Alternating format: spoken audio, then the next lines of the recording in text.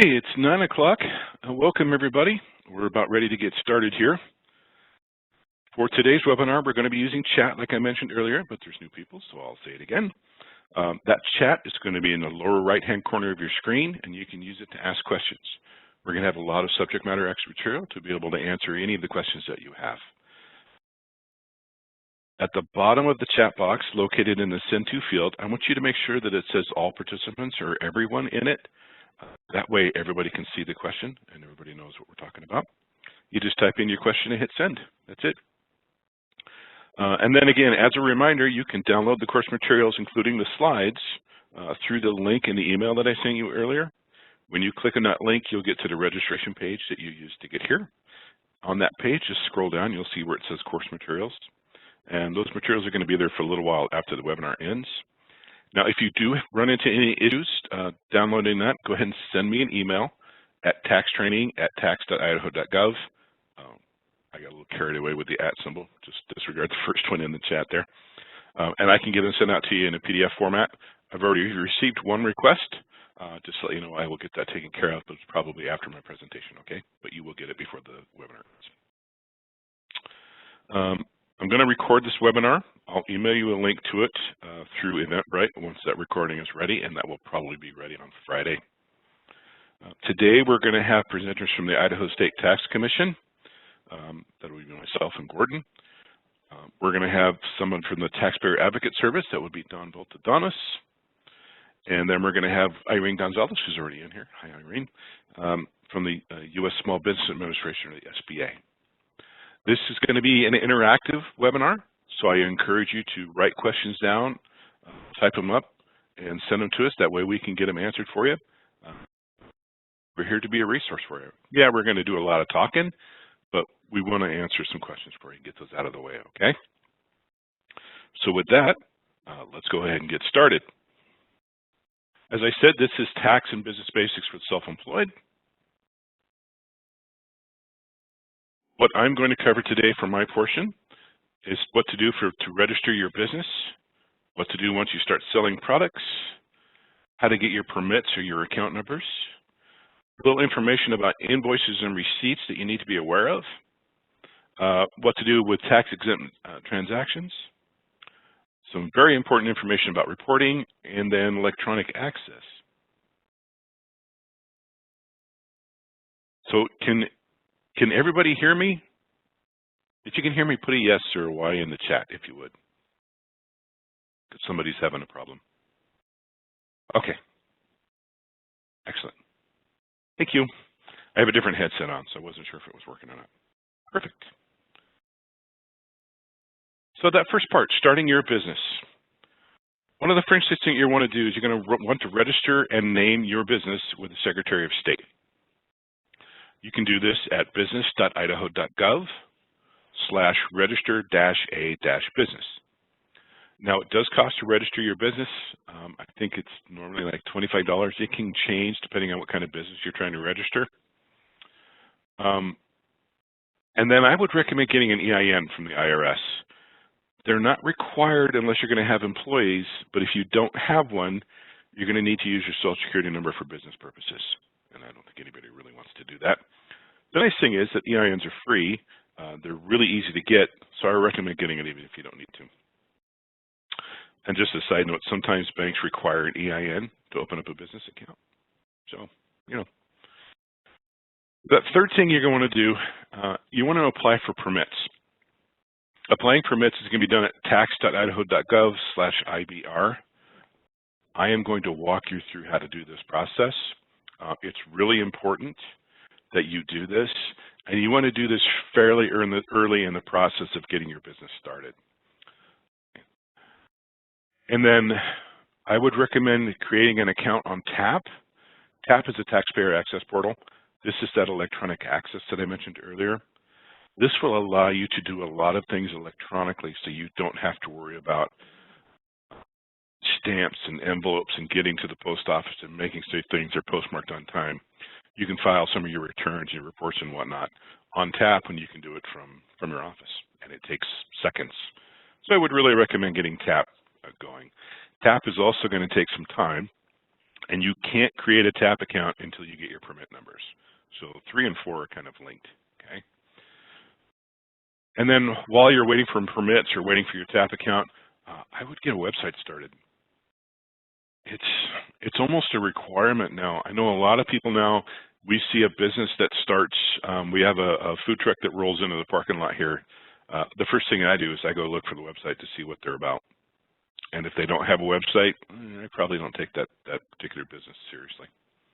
It's just something you just need to do at this point. The nice thing is there's a lot of kind of website builders out there, and you've probably seen commercials for some of them, GoDaddy, and there's a bunch of them. But and they'll help you build a website, and then they can host it for you, and it's not super expensive. And then finally, get a business bank account. I think Irene's going to go through this a lot, why this is beneficial to do a business bank account as opposed to doing your own personal account. But this is kind of the list that I would go through just to get you started. Now, there's probably going to be other things that you'll need to do in between all of this, but these are the big ones right here, okay? So we're doing all of this because we're going to start selling tangible personal property. So Idaho has a 6% sales tax on all tangible personal property. And now this tax is not part of your income. It belongs to the state, and you're just collecting it for us. And on behalf of the state, I want to thank you for that. Now, I have said tangible personal property 3 times so far without actually defining it. So let me do that. Tangible personal property is anything that you can touch, you can pick up, you can carry, eat, or otherwise handle, not including real property. If it meets any of those criteria, it is probably tangible personal property. And generally speaking, in Idaho, services and labor are not taxable. Okay? And we'll walk through a little bit of that when we start talking about invoices. So, who's going to need a seller's permit? Any sale of tangible personal property that you make in the state of Idaho is going to require you to collect sales tax unless there's an exemption. If you're required to collect sales tax and you do so, you're going to need to have a seller's permit to be able to remit that back to the state. So this is why you were going to need a seller's permit. Okay. Now there are a lot of exemptions, and we're going to discuss a few of the more common ones here in a little bit. But if you run into any issues with anything like whether this is a valid exemption or whether I should be charging sales tax, I'm going to have a lot of contact information on the back end of this presentation where you can ask us. Or if you've already got examples, just type them in chat, okay? So let's take a look at whether or not a sale made into another state has a tax exemption.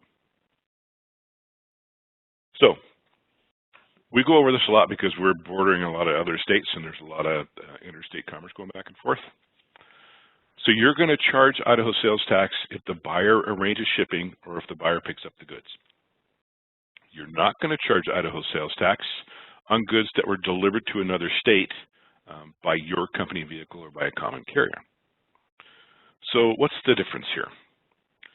The key difference here is where the customer takes possession of the product. If you deliver it or you arrange shipping to another state, you or your agent still have possession of it until it reaches its final destination, being in a different state. The transfer of that property takes place in the other state, so there's no Idaho sales tax due. I will cover other things you need to be aware of here in just a second. But as far as Idaho sales tax, it's not due. Now, if the buyer comes to Idaho and they pick up the goods, or they arrange for the shipping, they took possession of it in Idaho, and that transaction is taxable in Idaho. And just to note that Idaho does not exempt buyers from non-taxing states. If they buy products in Idaho, they're subject to sales tax in Idaho. Okay.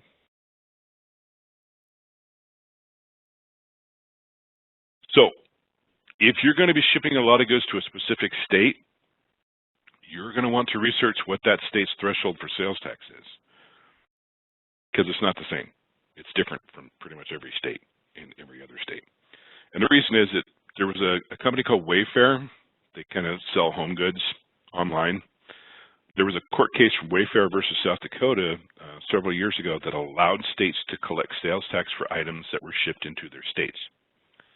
But each state has different requirements because that's what states do. The nice thing is if you're using a marketplace to sell your goods, check to see if they're collecting a tax for you, because most of them do. They'll collect it and remit it for you. But let's say you're shipping a lot of goods into Washington. You're going to want to research with Washington what the threshold is for collecting sales tax. It might be on the first dollar of sales. It might be you don't have to collect it until after you've reached a threshold of $1,500 or whatever. It varies from state to state, so you are going to have to do a little bit of research on your own to figure that out. The nice thing is that most of this is available online through each state's tax submission website. Okay, so we've kind of explained what this stuff is. I've talked about you're needing to get accounts. Let's go through how to do so. It's a fairly simple process. It's not fast, but it's simple. You're going to go to tax.idaho.gov. This is our new build of our website. We've kind of cleaned it up, made it pretty. And you're going to look for things that are, this is an old one, getting tax remits or something similar to that underneath business. Go ahead and click on that. That will take you here. And this is just giving you information about getting tax remits, information about as far as being a new business. If it's a new business, click on the Idaho Business Registration. You'll also hear us call it the IBR. Click on that and it'll start the application for you. We also have some helpful videos to the side that give you a little more information about it. This is the bottom of this page. So from here, if you scroll down, there's some information about existing businesses and what you need to do. But once you click on that green bar, it's going to take you here. And then what you're going to do, you're going to begin a new registration if it's a new account. And you'll create a username and a password. And then you're going to start answering questions. The questions are going to deal with how your business is constructed, whether you're going to be selling products or just labor, if you're going to have any employees. They will just go down through a list of things, and you just need to answer them. It's not really a quiz that's going to be graded or anything. We're just trying to figure out what permits you're going to need based on the answers that you give. Okay? And the answers, or not the answers, but the questions may vary depending on the answers that you give. Okay? So I can't really walk through this because it would take forever. But that's what you would do. You begin new registration and click on Create an Account. Now, if you've completed the IBR application, or you've gotten partway through it and then you've had to go do something else because you're a business owner and you're busy, you can come back to it using your username and password that you selected, and then click on Login, and it will take you back to your application where you can complete it. Now, if you have already submitted it, so let's do this example. You've come in, you've created your permit, you've said, I'm not going to have any employees, it's just going to be me. I'm just running this little cupcake delivery business, and you answer your questions that way. Well, it's really taken off. Your business is doing well. You're like, man, I should probably hire some employees. I remember Steve saying something about employees that I need to report that employment, so I probably need to come in here and get a withholding permit. So, okay, you remember the IBR, you go in, you log back in. How come I can't edit my IBR, or I can't edit the application? Well, once you've submitted it, it's locked. So in this case, what you would do is you would go to create a new account, fill in the information, and I believe it's at the end, it asks you if there's already an existing application that you've done. If there is, put in the information that they're asking about that one. They'll pull that one up, they'll compare the two. Okay? That way it doesn't get duplicated. But you can't edit one that's already been submitted. It was a very long way of saying that. Okay.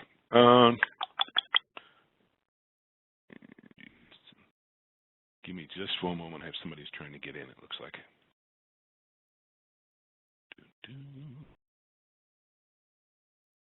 Just pretend I'm playing some really good hold music, okay? Okay, she's just trying to get in. Any questions on that? This is kind of the first step of things that you need to do, is just go through the Idaho business registration.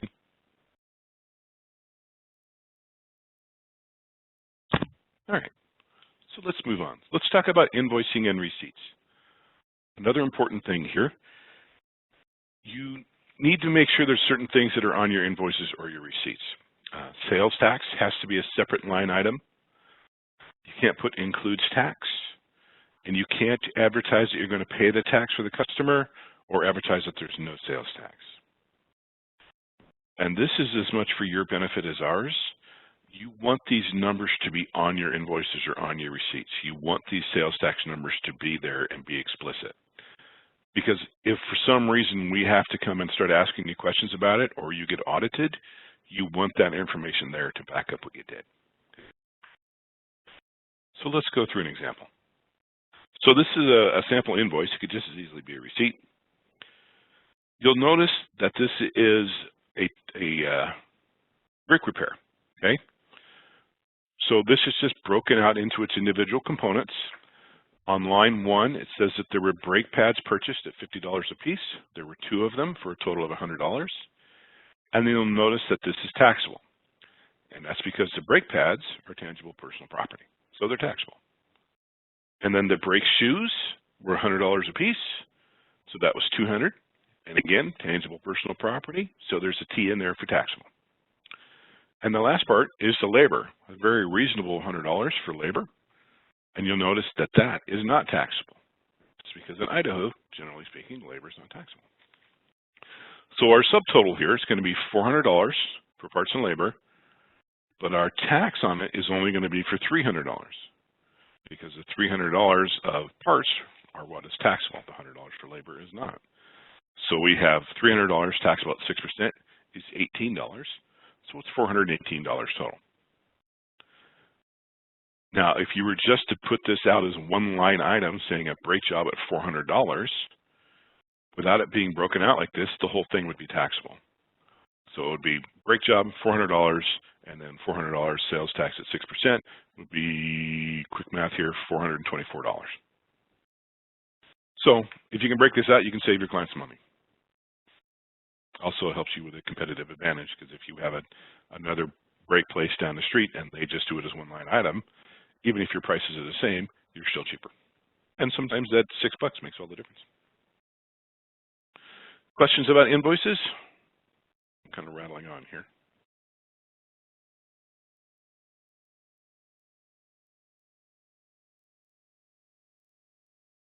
Okay. So let's talk about some exemptions here. If you're buying for resale, you're wholesaling or you're producing items for sale, or if you have a statutory exemption, you can buy your products exempt from sales tax using this form. It's an ST-101. You may also receive these forms from your customers, so you're not required to collect tax from them. So we're going to walk through what this thing is. First of all, it has 4 pages of instructions on it, and they explain a lot of the exemptions that this thing will apply to. So exempt buyers, buyers with statutory exemptions, buying for resale, producer exemptions, contractor exemptions. We actually have a form separate for contractors now. But this just walks through people that are available for this. I would recommend going out to our website at tax.idaho.gov, clicking on forms, and then searching for the ST-101. I would download it, and then I would read it and be familiar with what this is. Because the worst thing is when you're in the middle of a rush and somebody walks in and they hand you this form and you have never seen it before.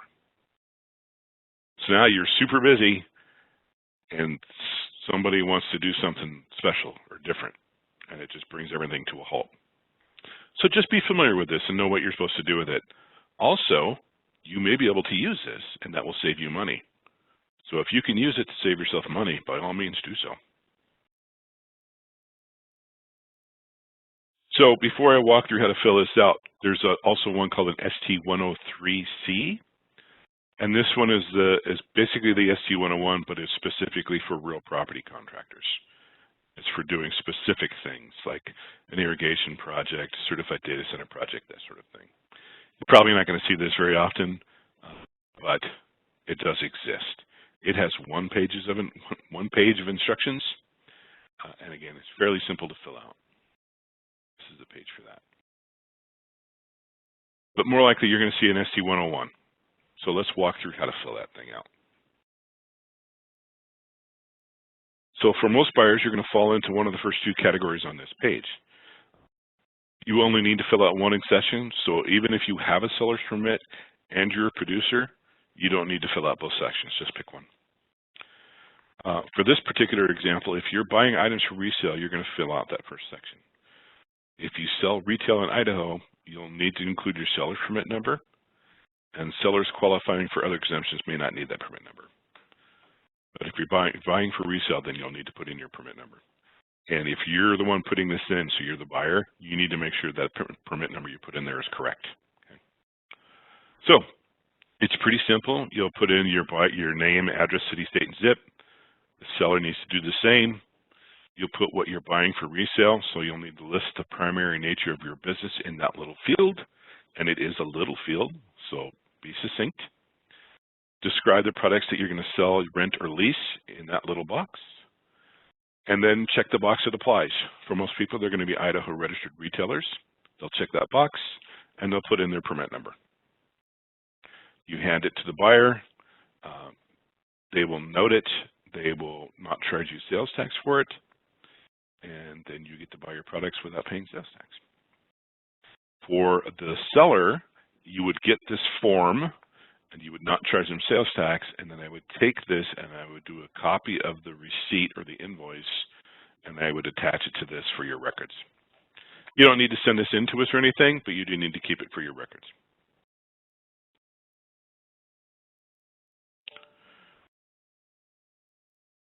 Got 1,000 emails that popped in all at one time. Give me a second here. It's blocking the chat window. So Jessica has a question. If the seller's permit number required for dog boarding and pet housing services rendered? I don't see that question. Oh, yeah, she sent it privately. Okay, what was the question again? If a seller's permit number, is a seller's permit number required for dog boarding and pet housing services rendered? Yes. It's more than services. You're also renting some space, and that does require sales tax. Yeah. Next one I see is from Kiki in Austin. Private vehicle rentals. Do you need to do the ST101? ST101 is only to get an exemption on sales tax. If you're doing private vehicle rentals, you need to be collecting the tax. If you have somebody who has an exemption and is trying to rent a vehicle, they should give you the ST101. And to carry that a step further, when you go to buy a vehicle for rental purposes, you're buying it for resale, and you get to provide your salesperson with an ST101, so you don't have to pay sales tax when you buy it. You only collect the tax when you rent it out. A lot of stuff in that answer, I know, so I may have to follow up with it. Okay, so thanks, Gordon. Just as a reminder, everybody, when you're typing in a question, I love the questions. That is fantastic. Where it says send to, make sure you have all participants or everyone, okay? Some of you are sending it to me privately, and then people like Gordon and Don can't actually see the question. Okay. So I have a couple more here, so let me read these off real quick, okay? Okay. So for Ida, it says, does this apply if you buy a product off of Amazon that you will later resale? Typically, if you buy something off of Amazon, they're going to collect the tax, so you're going to have to make an arrangement with them to make sure that they're going to accept the ST101. If you buy something that you're going to resell and you're buying it off Amazon and you aren't able to get the tax exemption, then you still have to collect the tax and then claim a refund on it from us later. Which is a different form altogether, right? Right. Next one from Nick. I've got that one. Did some graphic design for a customer and order brochures for them from a print company in another state at wholesale, mark it up before selling to a customer in Idaho. Yes, you're taxing the whole product, including your graphic design. The design work is there because the main object that they're looking for is the brochure itself. It's your design work is just a part of that. There are some weird little quirks on this one. For example, if you go to an attorney and have them drop your will, even though you get a copy of the will, it's not taxable because what you were actually paying for was his service of creating the ideas that are involved in it, and they're just put on paper. In your case, you're doing a brochure. The actual object of the purchase is the brochure itself, so it is taxable. And then I have a question from Drew, and it says, I am a small hobby baking business. Is it a cupcake delivery business? Because that's my favorite example. At least one brick and mortar store does not accept ST101s at present. They charge and I pay sales tax. Can I claim credit on taxes paid in resale goods? You didn't pay the tax. Well, now wait a minute. Are you talking about your materials for producing your baked goods? Yep. Okay. Yeah, you should be giving your vendors one of these and put yourself down under producer exemptions because you're not actually buying it for resale. You're creating a new product out of those raw goods, and they should be giving you the tax exemption. But if they don't accept however, it, saying one of if they don't, and that's actually up to them, they're not required to, then yes, you would go back and request a tax credit from us. You do have to request it from them first, though. There's another form for that here. So. Yeah. And Ashley's got a question. Oops, she popped another one. Photographer, do you need to charge your customer tax? And would you have to charge tax on the photo session price if they were to buy prints? Okay. The photographers have their own special section in the tax rules because they do some different things. If you are doing photographs and actually doing portraits that you're selling the prints, and there's a sitting fee that goes along with that, the entire transaction becomes taxable, including the sitting fee. If you are taking photographs and then putting them up on some sort of a secured website so that only your customer can get them, but they get them online, there's no tangible personal property being exchanged, no tax on that one. I'm going to recommend you go to our website and look up photographers because there are several different scenarios that can change whether or not yours is taxable. But generally it comes back down to the tangible personal property. And if the tangible personal property part of it becomes taxable, even something like a thumb drive is tangible personal property, it makes the transaction taxable, and that will include the sitting fee. And then we have another one. Again, let's make sure that we're sending it to all participants or everyone, okay? What about services? So Julie has a question. What about services such as computerized health scans, live blood analysis, and massage? I don't think you got anything there with any tangible personal property being exchanged. So my initial reaction is going to be that they're non-taxable, but I'd probably have to get a little bit more information to be sure.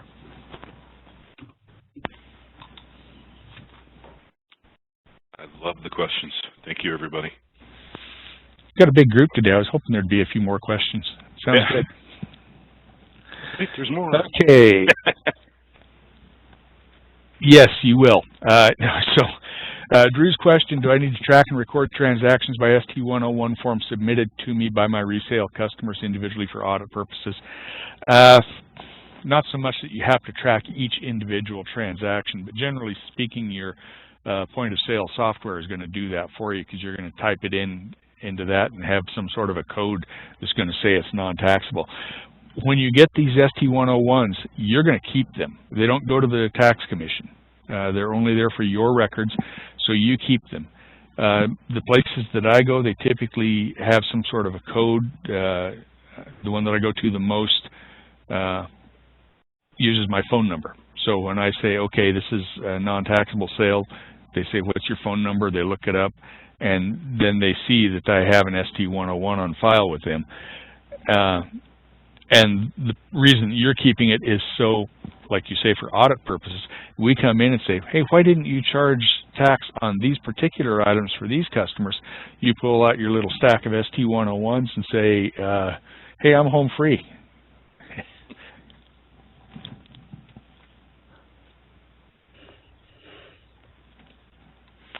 Okay, what about lawn mowing, yard cleanups, dump runs?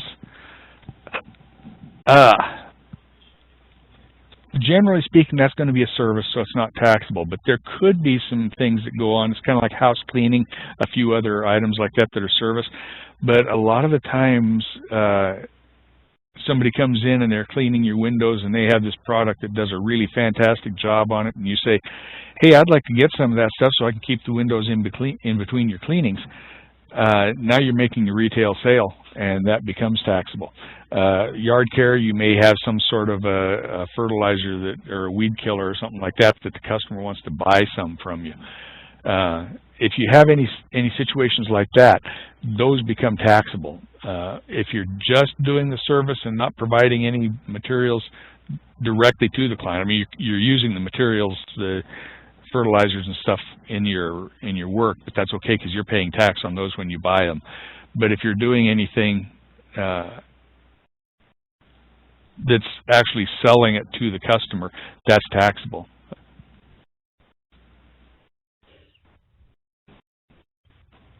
Excellent. Okay. I'm out of breath now. No. Questions and I've had in a long time. That's excellent. All right. Oh, wait. Oh, we got another one.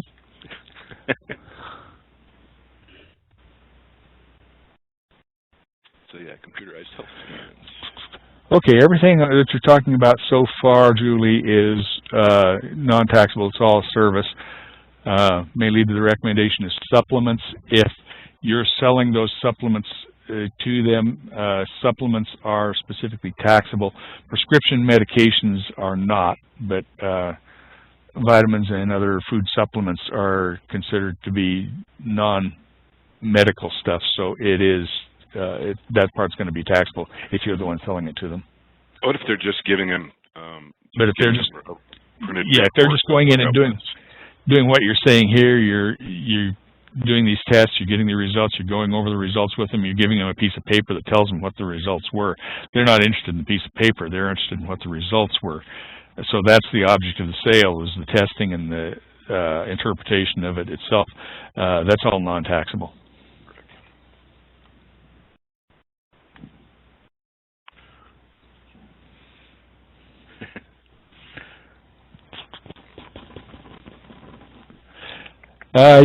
Okay, Drew. The answer to Anna's yard work question: you pay taxes on the materials used for the performance of the service.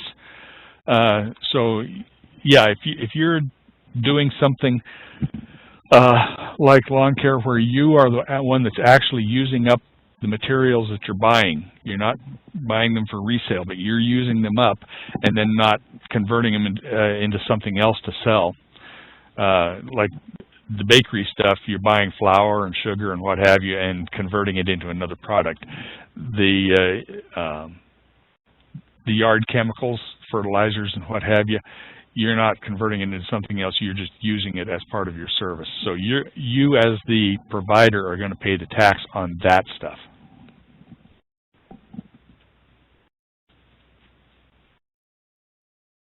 Keep the questions coming, but I'm going to move on, okay? So we still here, Steve? I thought maybe you'd left. No, go get some coffee. We started with the buying for resale. Let's talk about the producer exemptions. If you're a producer and you don't really need a seller permit number for this to get the exemption. You're still going to need one if you're going to make sales. But this will allow you to purchase your supplies without paying tax on them. It doesn't apply to everything that you buy. It only applies to your supplies directly related to your business.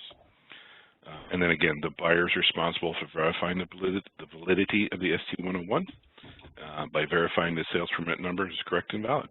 And that can be done at TAP. Walk through that in a little bit. For the producer exemption, it's kind of the same thing. Buyer's name, address, city, state, zip. Same thing for seller. You'll put in there what you're in the nature of producing or in the business of producing. And then check the exemption that you're going to use, whether it's mining, ranching, manufacturing, all of them. Check the ones that apply. then hand it to the person you're buying the products from. Ta-da! Any other questions about the reporting part?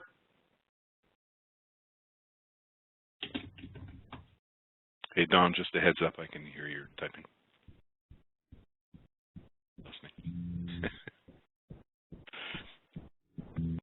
Okay, let's talk about reporting, also very important. So reporting, your sales tax is due in the reporting period that it takes place. You can't defer sales tax, and you're required to file a return even if you haven't had sales, okay? So, sales tax is due in a reporting period that it takes place. I got a great example for this.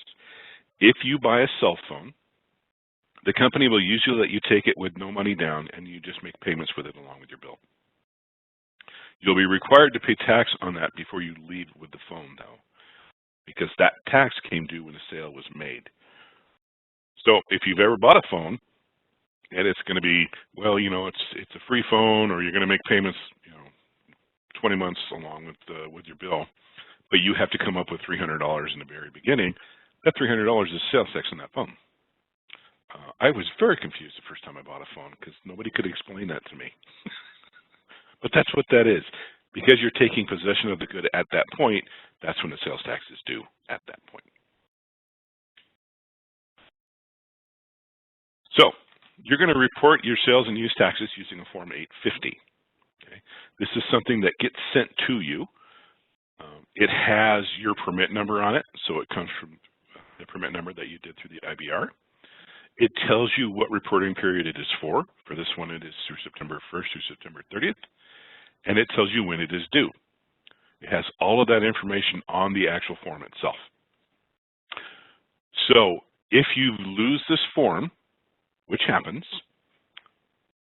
contact us at the information that I have at the end of this presentation, and we can get you a new one. Please don't go find one on the internet or use whiteout on one that you have from another business. Please don't do that, because it's not going to go where you think it's going to go. Okay. Drew has a question. How about pre-sales with no delivery of the goods? A deposit could be collected. Would this need to include the tax, or do we collect tax upon the delivery of the goods? This one kind of gets a little trickier. If you are talking about making the pre-sales on something, you're getting a deposit and holding that item, you're going to collect the tax when the goods are delivered. There is one little exception to that. If you reserve, for example, I recently reserved a campsite, and I paid for it in advance. Because I paid for it in advance, I also had to pay the tax in advance. Even though I hadn't used it yet, hadn't taken delivery of it, and I know that's not tangible personal property, but a rental is still a rental and it's still taxable. I had to pay the tax up front.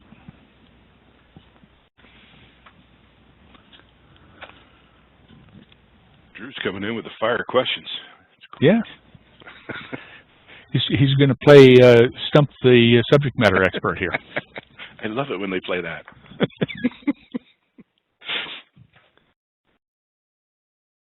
Ashley, with the example of photography business, where you're delivering the images to an online gallery for the customer to download, there's no physical item, do you have to report with this form quarterly? Well, you use the form as often as we tell you you have to use it. So it could be quarterly, it could be monthly, it could be an annual form. Typically, you're going to start out with either monthly or quarterly. No, because that's not actually a sale of tangible personal property. So total sales, that's what we're talking about, is the total sales of tangible personal property, the stuff that would normally be taxable. And then non-taxable sales on line 2 is for things like the people who have the exemption form that they've given you. And Steve's going to talk about that. There you go. That's a perfect segue. So we're going to talk about the 850. We're just going to talk about stuff that's on the right side there, how to fill this form out. Okay. Oh, we're still going. How about the form 850? I have an NODD, okay, for not reporting on time, but the forms are delayed in getting to me before the 20th of the month deadline. I'm not set up for TAP. Claim refunds. Those forms should be coming out to you about a month before they're due. And if you're on a monthly filing, you actually get 3 of them at one time for the entire quarter. They're supposed to be sent in monthly, but we only send out one sheet that way. It's got 3 different forms on it. They should be sent out to you more frequently than that. Is there an issue with your mail or something like that that's causing a problem, or do you know?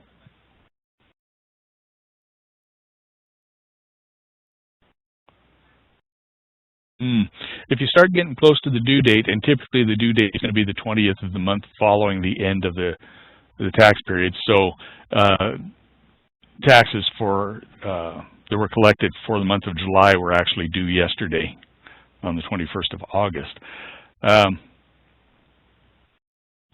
The phone number that is going to be Steve's going to have at the end of this presentation.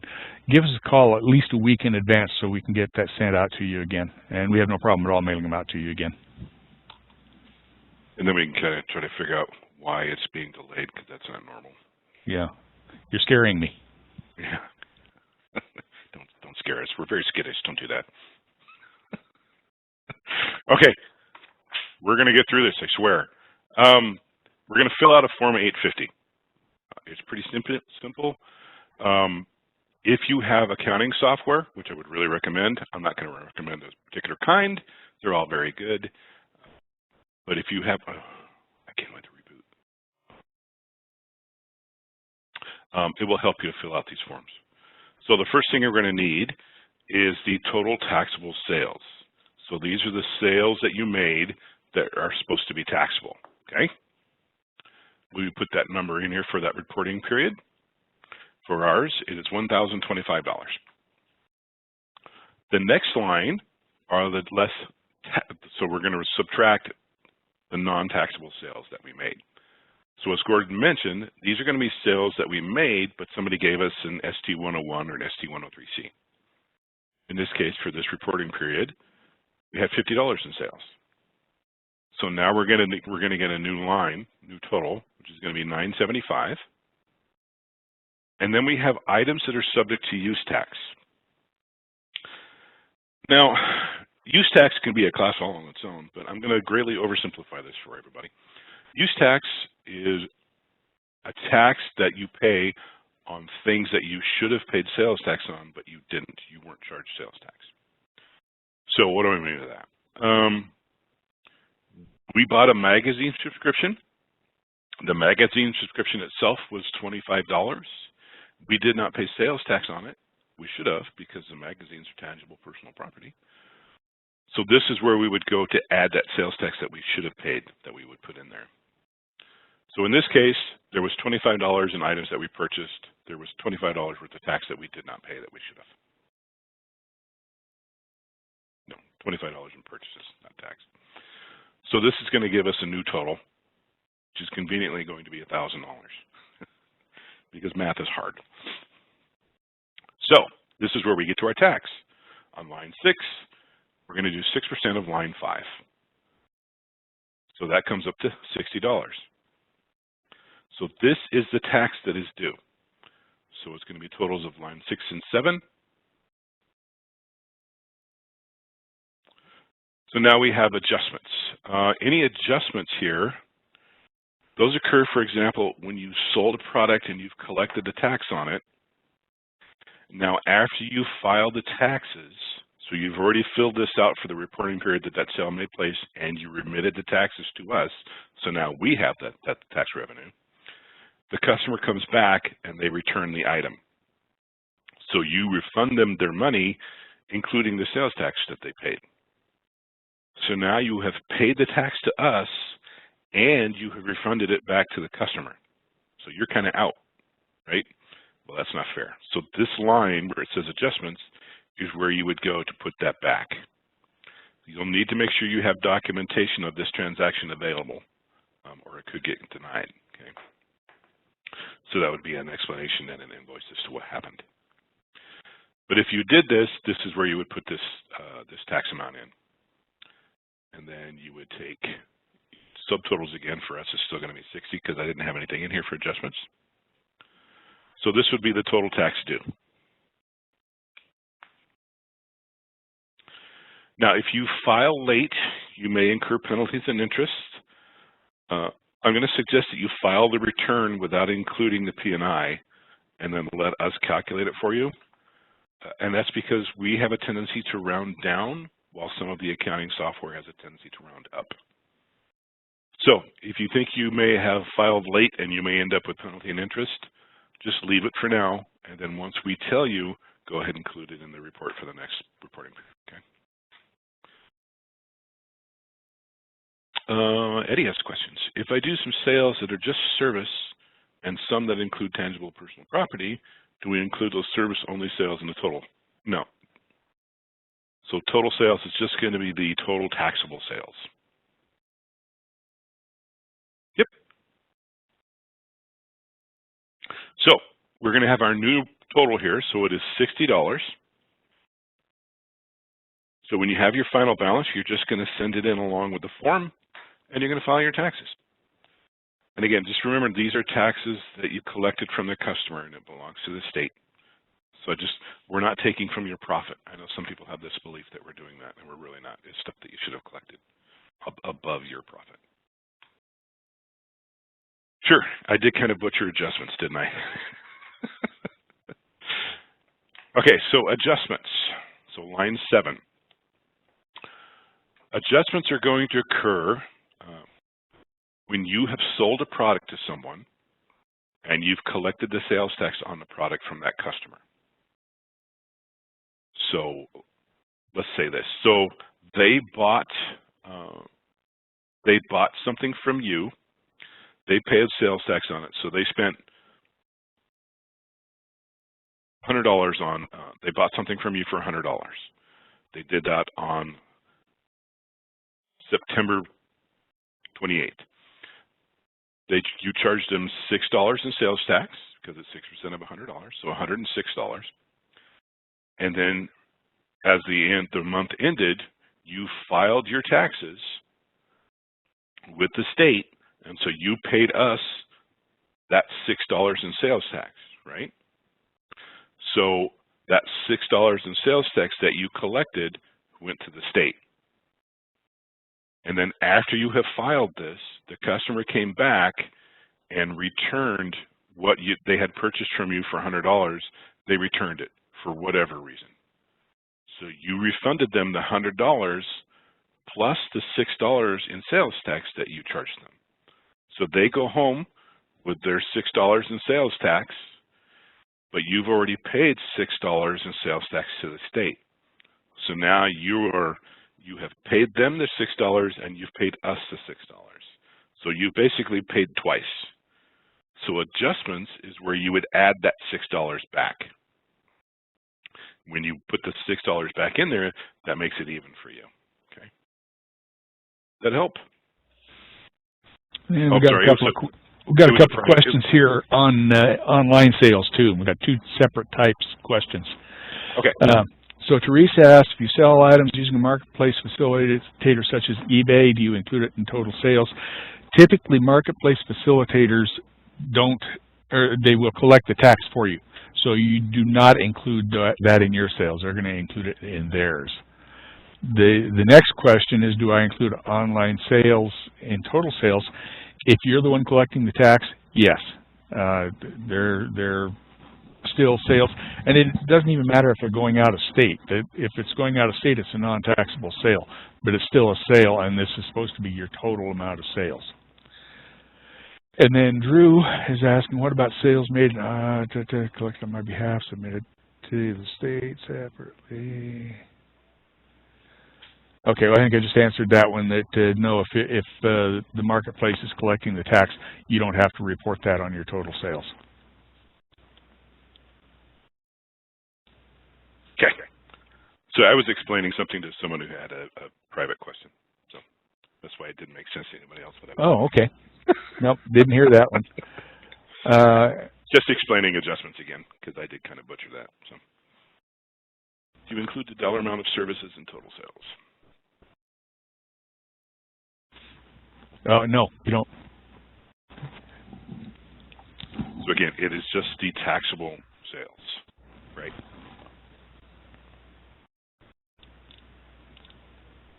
Okay.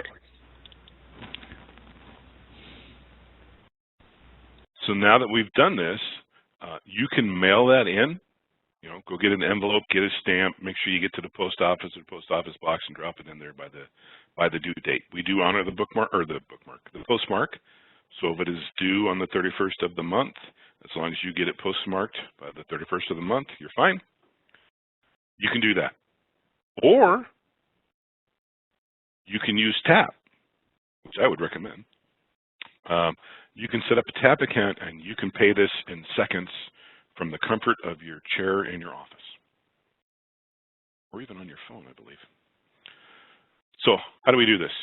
We go to TAP. So we go back to tax.idaho.gov. We click on TAP. You're going to have to get your TAP account set up first. So I would recommend as soon as you get your permits, I would go through the process of getting your TAP account set up, because you have to have your permits before you can set up TAP. And there are some security procedures that take a little bit of time, so I expect a week or so before you can complete the TAP setup. But once you do, oh boy, the benefits.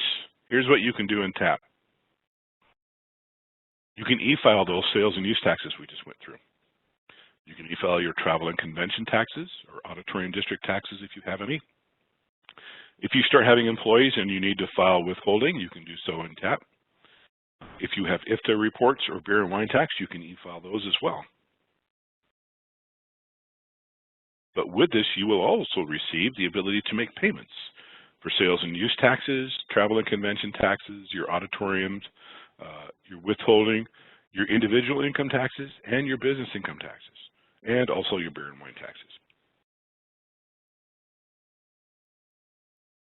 This is also where you could validate your seller's permits, excuse me, your cigarette permits or tobacco permits if somebody has to do that. You would just type in the number. You do not need the actual TAP account to validate a seller's permit.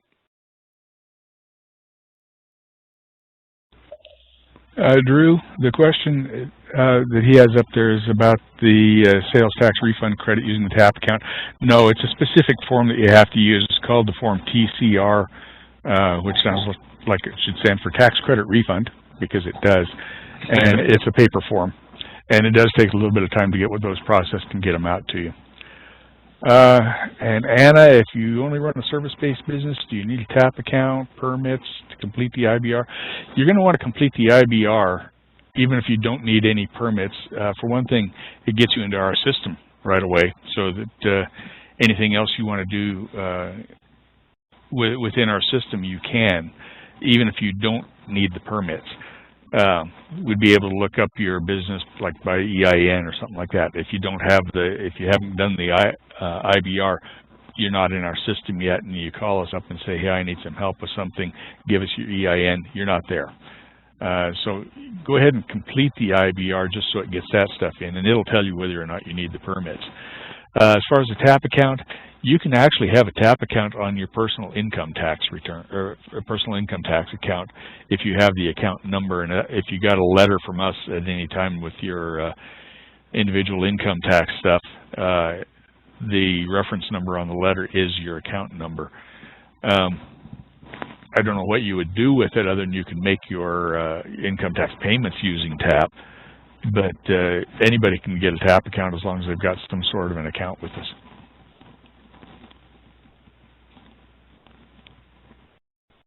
Okay.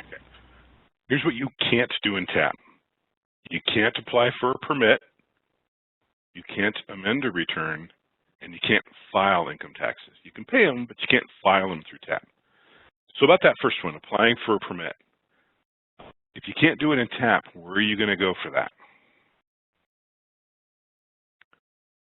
This is quiz portion of this. Anyone?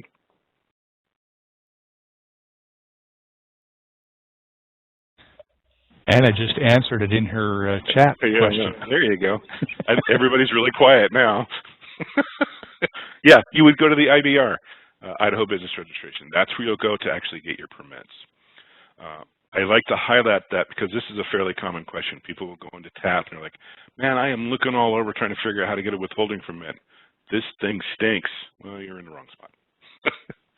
You'll want to go to IBR to get permits, okay? Thanks, Eddie. You're perfect. Okay, let's do a little talking about income taxes. So far, we've discussed topics that relate mostly to the Idaho State Tax Commission, and so questions about those topics can be directed towards us. I do have contact information on the last slide on how to get a hold of us. There are going to be a few items that are important to business owners that are from the IRS, and so I want to go over those. Before we jump into that, we do have a question, Steve. Yep. Julia says, I have a TAP account set up for another small business I opened and have a seller's permit. Well, I need to get another account. No, you don't actually need to get another account. If you already have a TAP account set up, go to the home page on TAP, and you'll see some tabs that don't really look like tabs, but one of them says More with ellipsis afterwards. Click on that, and it will allow you to add access to another account. So you only have to have one login to reach all your accounts. However, if you want to have a separate login, you can do another TAP account. Cool. Okay, income taxes. Dun, dun, dun. Some things you need to be aware of as a self-employed person. There's something called a self-employment tax. This self-employment tax includes FICA, Social Security, and Medicare. You have to pay this on your own if you're going to be self-employed. Even if you're starting a business as a side business, this amount needs to be paid. So when you're employed by someone else, usually these taxes are split between the employer and the employee. But as a self-employed person, you're going to have to pay this whole percentage. And it's recommended that you set aside at least 15.3% of your net profit to make sure that you have enough money to cover this. This is often paid quarterly along with your estimated federal taxes, and this is through the IRS, not through Idaho. So if you do need more information or you have questions, I would contact IRS at irs.gov for that.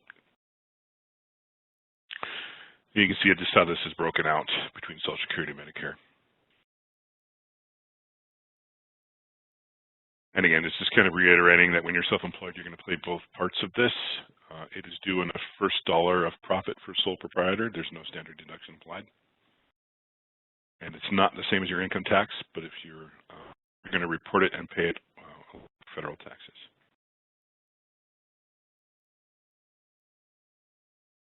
Noreen has a, I hope I'm pronouncing that correctly. Idaho tax is the same for everybody. What Steve's talking about here is all federal stuff, and it's not even the federal income tax. This is just Social Security and Medicare stuff. But Idaho has a flat rate of 5.8% of your taxable income now.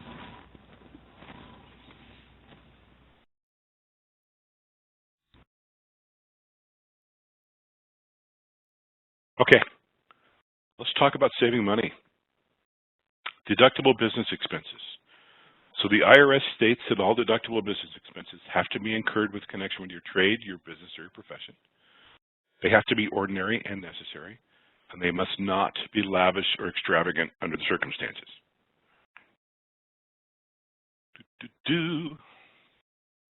So what do they mean by that?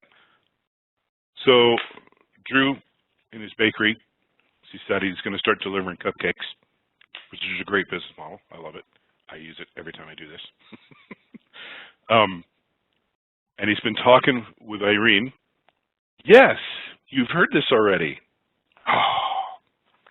So he's decided that he's going to deliver cupcakes, and he wants to make an impression because he's listening to Irene, and you need to find something that makes people remember you.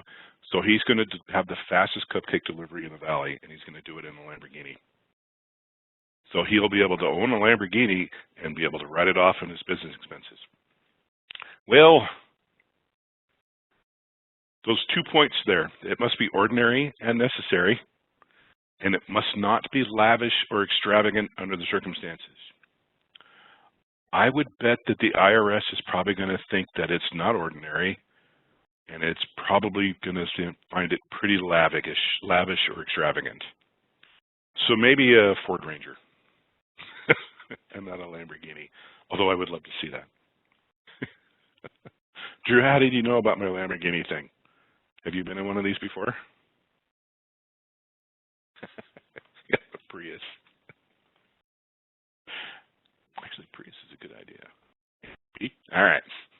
So you need to be aware of those stipulations before you try to use these. But I want you to use them. I want you to save some money. So many sole proprietors are going to complete a Form 1040 Schedule C to report their deductions. There's going to be different forms for reporting your business expenses as tax deductions. And it's important to do your research to verify which form matches your business. Again, most sole proprietors are going to report their taxes on their personal return, while other business types will file a separate return. So for this is what the 1040 Schedule C looks like. If this is appropriate, this is going to show you Part 2 of it. Other forms are going to have a similar layout, but they may have different items. I would research all of these and see if you can use them. The more of these you can use, the more money you can save. And I want you to save money, right? I want you to be successful, and to be successful means that you need to make as much profit as you can. So do some research. Make sure you're using these to as much as you can. I don't want you to go nuts and then get in trouble, but if you can use them, use them. Now let's talk about record keeping. And this is for everybody, not just the IRS, but for us as well. You're going to keep records for at least 4 years. The reason I say that is that tax agencies like the IRS and Idaho can normally audit back 3 years from the current year. So you want to keep these records. Now, if you've been doing business without permits, we can go back 7 years. You know who you are. If you've been doing business without the permits, you might want to keep some records for a little bit longer. Okay? But things like your receipts and check registers, keep your invoices, definitely keep your tax returns. Now, there are some things that you want to keep for longer than 4 years. Things like contracts. I would keep those until 4 years after the close of that contract. And exemption certificates, the ST101s, the ST103Cs that we talked about. I would keep them until they're revoked. They don't expire, so hang on to them until that customer that has that contacts you and tells you, hey, we're revoking this. A lot of times they'll revoke the current one and they'll give you a new one if you're doing a lot of business with someone. Now, when I say keeping these records, it doesn't mean they have to be paper. You can have digital copies of these. You just need to be able to pull this up if someone comes around asking for them, okay? You don't have to have giant filing cabinets full of paper, though. Questions on the record keeping?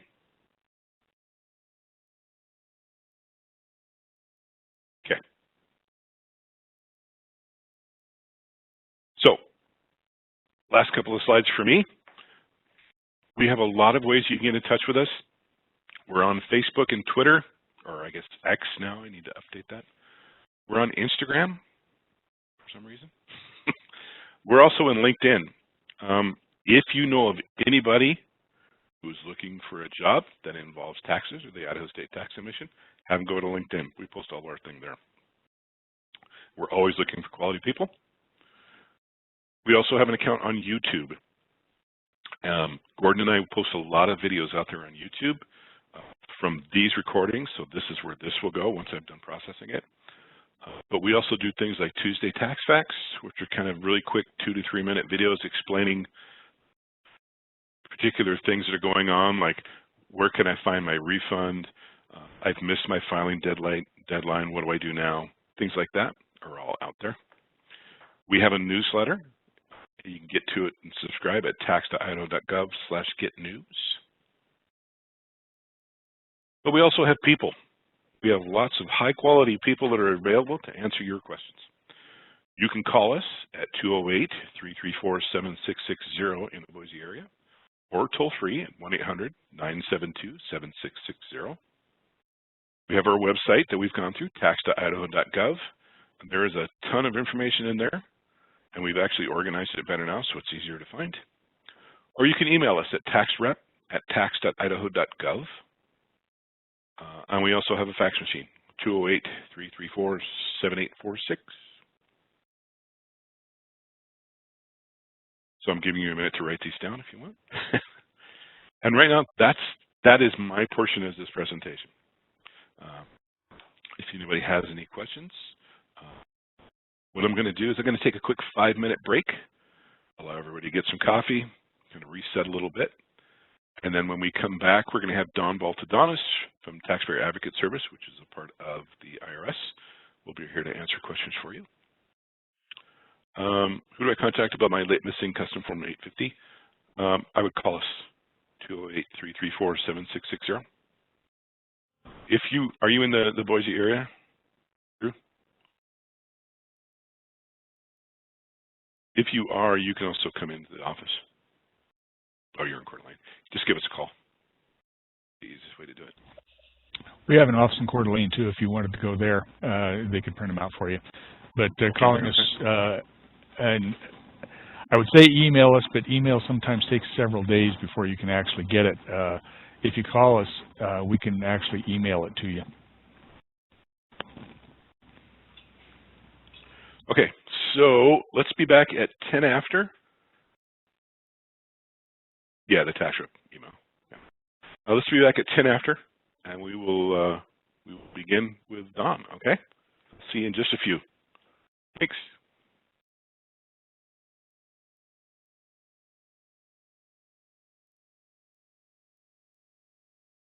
Okay, welcome back. So let's do this. I'm going to move this here. Everybody got a chance to get that information. And let's get Don. She gets the magic presenter wall. Morning, Steve. Can you hear me? Good morning, Don. Yes, ma'am. How are you? Good. How are you doing? I'm doing pretty good. So I will try to kind of shorten mine up a little bit where I can. Anyway, good morning, everyone. I appreciate you all attending this morning. So I'm Dawn Baltadonis. I am the local taxpayer advocate. Currently, I'm assigned to the Portland office, but my home office is here in Idaho. So I am just going to not hit the mute button. That would be good. Okay, so quick thing about our leadership. Erin Collins is our national taxpayer advocate. She started in 2020. She's a wealth of tax experience and more than 35 years. And she's doing a great job in leading us forward as we try to modernize. This next slide is our local office number. It's our main line, the 363-8900. It's our office fax number. Yes, we still accept faxes. And it has my phone number and my fax number. Just as a future resource, should you run into an issue with the IRS and you're not able to resolve it on your own, give one of the phone numbers a call or go online and fill out our Form 911 request for assistance, and you can fax it, mail it, or email it to us right now. Those things are evolving, though. So a little bit more, although we are part of the IRS, we are an independent organization within the IRS. We provide free service to all eligible taxpayers, including individuals, authorized representatives, businesses, exempt organizations. There are no limits or no income limits for eligibility. And I'll talk a little bit more about that going forward. So, by law, our required functions, we assist taxpayers in resolving problems with the IRS. We identify areas in which taxpayers are continuing to have problems in dealing with the IRS. To the extent possible, we propose changes in the administrative practices of the IRS to prevent problems. And we identify potential legislative changes that may be appropriate to prevent such problems. We take our responsibilities very seriously, and I will kind of go over case advocacy and some of our other duties as we go forward. Real quick thing, there is a TAS office in every single state. In some of the states with bigger populations, there are more than one office. Okay, if I can get this going forward, about what we do. So TAS protects taxpayer rights. We strive to ensure that all taxpayers are treated fairly. that they know and understand their rights as outlined in the Taxpayer Bill of Rights. We help all taxpayers, again, not just individuals, where a system or procedure has either failed to operate as it was intended, or has efforts have failed to resolve the problem or dispute with the IRS. Again, if you qualify for help, your advocate will be with you at every turn and do everything possible to assist you. Taxpayer Bill of Rights, real quick. We have 10, and they're codified in the Internal Revenue Code. But it's good to be, IRS employees are trained and responsible for being familiar with and following these rights too. But it's good as a taxpayer to know. The 10 rights are the right to be informed, the right to quality service, the right to pay no more than the correct amount of tax, the right to challenge the IRS's position and be heard, the right to appeal an IRS decision in an independent forum, the right to finality, the right to privacy, the right to confidentiality, the right to retain representation, and the right to a fair and just tax system. Bottom line, that you and your clients, if you have them, have rights when dealing with the IRS, and TAS consistently works on behalf of taxpayers to ensure that those rights are respected. A few words about our reports to Congress. By law, our NTA is statutorily required to submit 2 reports each year, an annual report due in December, an objectives report due the end of June. She delivers these without to the Senate Committee on Finance and House Committee on Ways and Means with no prior review or comments from IRS Commissioners, Oversight Board, Secretary of Treasury, or anyone else. The annual report to Congress includes an analysis of the 10 most serious problems encountered by taxpayers over the previous tax season, as well as legislative and administrative recommendations for solving those problems going forward. It also discusses the year's 10 most frequently litigated tax issues. The last report, of course, focused on the impact of the IRS processing and refund delays. We also have what's called a purple book. That's where those legislative recommendations designed to strengthen taxpayer rights and improve tax administration are located. They're summarized really well, and it's something that we take to Congress every year. The other report, the objectives report, is due the end of June. It describes the goals, activities planned by the TAS, or the Office of our NTA, for the upcoming fiscal year, identifies our goals, objectives. In light of the challenges, though, that taxpayers have been facing over the last two or three years, we've placed a heavy emphasis on working with the IRS to improve processing of tax returns and taxpayer service.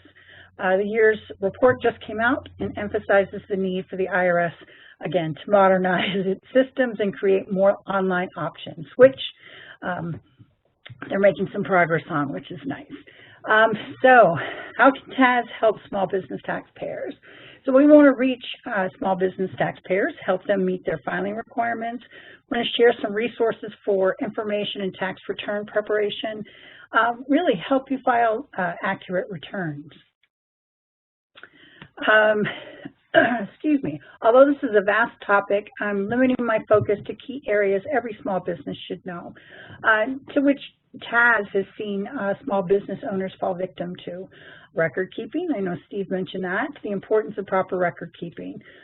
Paying taxes, specifically employment taxes. This is a huge area that can be the largest pitfall for small business owners.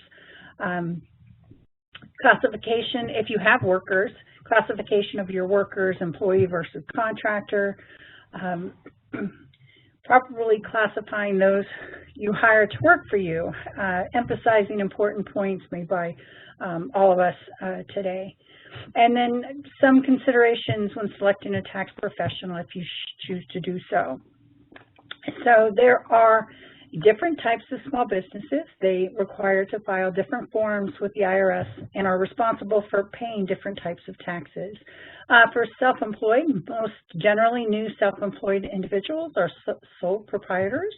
They have to file your income tax and your 1040s, pay the self-employment tax. I know Steve talked a little bit about that. You may have to pay estimated taxes. And if you do hire others, you may have to pay some employment taxes as well. But there's other forms of business, and should you start out as a partnership corporation, be it an S Corp or C Corp, there's lots of different forms and stuff involved in each. So the importance of good record keeping. As a small business, you may have many different types of returns that are due, many different types of deductions based on your type of your business.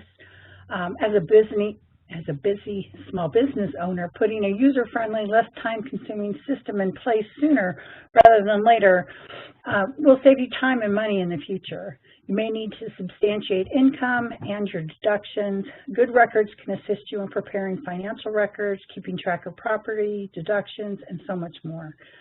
Good records can also assist you in knowing exactly where to target funding, reducing expenditures to optimize your profits. Excuse me. Per the IRS, you may use any type of system that works for you and your business to maintain proper records for your income and expenses.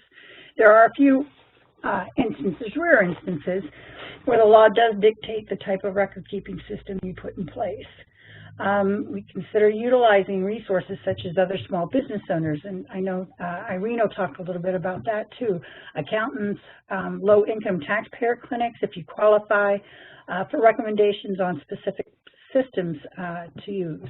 A good system will require little training, allow you to quickly scan and catalog expenses and receipts in proper categories. Many accounting firms may offer administrative assistance to train and make recommendations to office staff in a small business. But a good system and a good accountant still need oversight from you and assist you in understanding where your largest revenue streams and expenses come from. This is a good way to know if a product or service is valuable and assist you in maximizing your business potential. You should review income and expenditures routinely and reconcile any items necessary at that time. You don't want to wait for tax time to do this. So what types of records should be maintained? Excuse me. Purchases, sales, payroll, other transactions that you have in your business generate supporting documentation. These records contain items you must report in your books, and the supporting documentation should be maintained in an accurate, easy-to-access filing system, something that works for you and your business and a level of staffing that you have.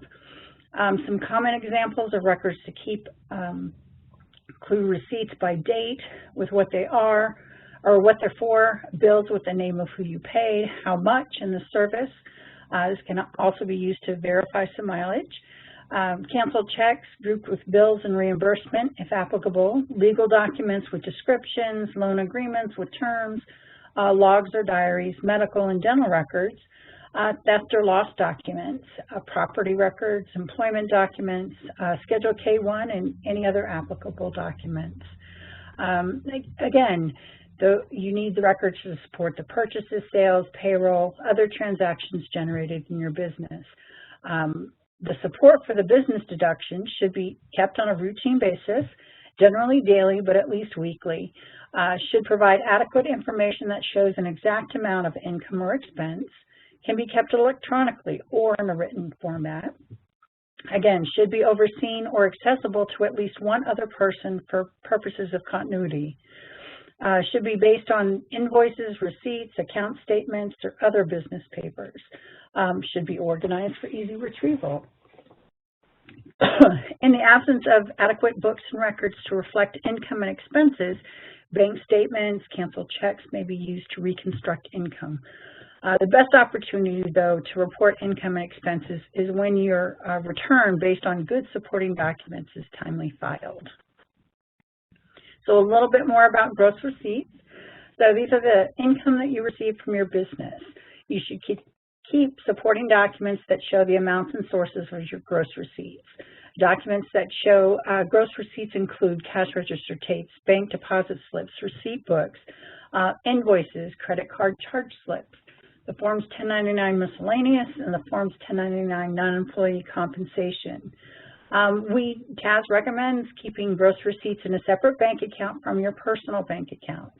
Don't commingle business and personal funds. It is expected that you pay yourself a salary. consider writing a check to pay yourself and then deposit it into your personal account to keep accurate records. Categorize documents electronically with a paper backup in specific categories. Sometimes people use folders or envelopes is a good method to be able to verify and access them later. A little bit about inventory. So I think Steve mentioned it too. Inventory is any item that you buy and resell to customers. If you're a manufacturer or producer, this includes the cost of all raw materials or parts purchased for manufacture into finished products.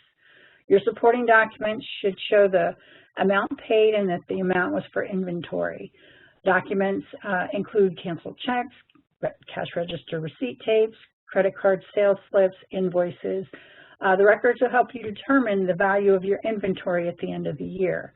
IRS Publication 538, Accounting Principles or Accounting Periods and Methods, gives much more detailed information on methods for valuing inventory. Not all businesses have inventory. Some perform personal services. I think that was mentioned too. Really, our best tip, though, about inventories is best not to use business inventory for personal purposes. However, if you must use that business inventory, then keep very good records of the inventory that you use personally, what it is, the dates it was pulled from inventory, etc. Next slide will go to it. So again, if you withdraw merchandise from for your personal or your family use, you must exclude this cost from the total amount of merchandise that you bought for sale. You can do this by crediting the purchases or sales account with the actual cost of the merchandise that you withdraw for the personal use. You must also charge the amount to your drawing account. And the drawing account is just a separate account that you should keep to record business income that you withdraw to pay for personal or family expenses. You should also use it to record withdrawals of merchandise for personal family use. It's generally known as a withdrawals account or just a personal account. A little bit about expenses. So those are the costs you incur other than the cost of inventory to carry on your business. Your supporting documents should show the amount paid and that the amount was for a business expense. Those documents include canceled checks, registered tapes, account statements, credit card sales slips, invoices, petty cash slips for small cash payments. Again, we don't recommend that or do not pay personal expenses with business gross receipts. Pay personal expenses from your personal bank account. There are tax return line items that may be legitimate business expenses. However, they could be questioned by the IRS in an exam. These include large purchases and not much income reported, items that don't appear to be related to the business, that Lamborghini, larger utility bills with a home office deduction, paying family members or paying expenses for family members without documentation. Some items not reflected on your income tax return may still be questioned by the IRS. If it appears that you have basic living expenses that are much greater than the income that you've reported, rent, mortgage, utilities, groceries, that Lamborghini, insurance. If you have other leisure expenses that are greater than the income reported, clothes, jewelry, memberships, box seats, overseas vacations, for instance. Sorry about that. How long to keep records? The assessment statute for the tax you owe is generally 3 years from the date that you file the return, or the due date if you do not file. The assessment statute for tax on income that you do not report is 6 years if it's more than 25% of the gross income shown on the return, or it's attributable to foreign financial assets and is more than $5,000. The refund limitation statute is 3 years from the due date of the return or 2 years from the date that you paid the tax, whichever is later. The period for filing a claim for overpayment resulting from a bad debt deduction is 7 years. It's one of those exceptions from when the return was due. So for this reason, the general rule of thumb for federal records is to retain those records for at least 6 years. We'll talk a little bit about the burden of proof. The IRS and courts consider deductions a legislative grace. Some deductions are the result of expenses incurred by a business and reported to the IRS on tax returns, both personal and business. The taxpayer may be required to prove that they're entitled to a deduction. In an audit or exam, the IRS determination is presumed correct if there are no clear supporting records.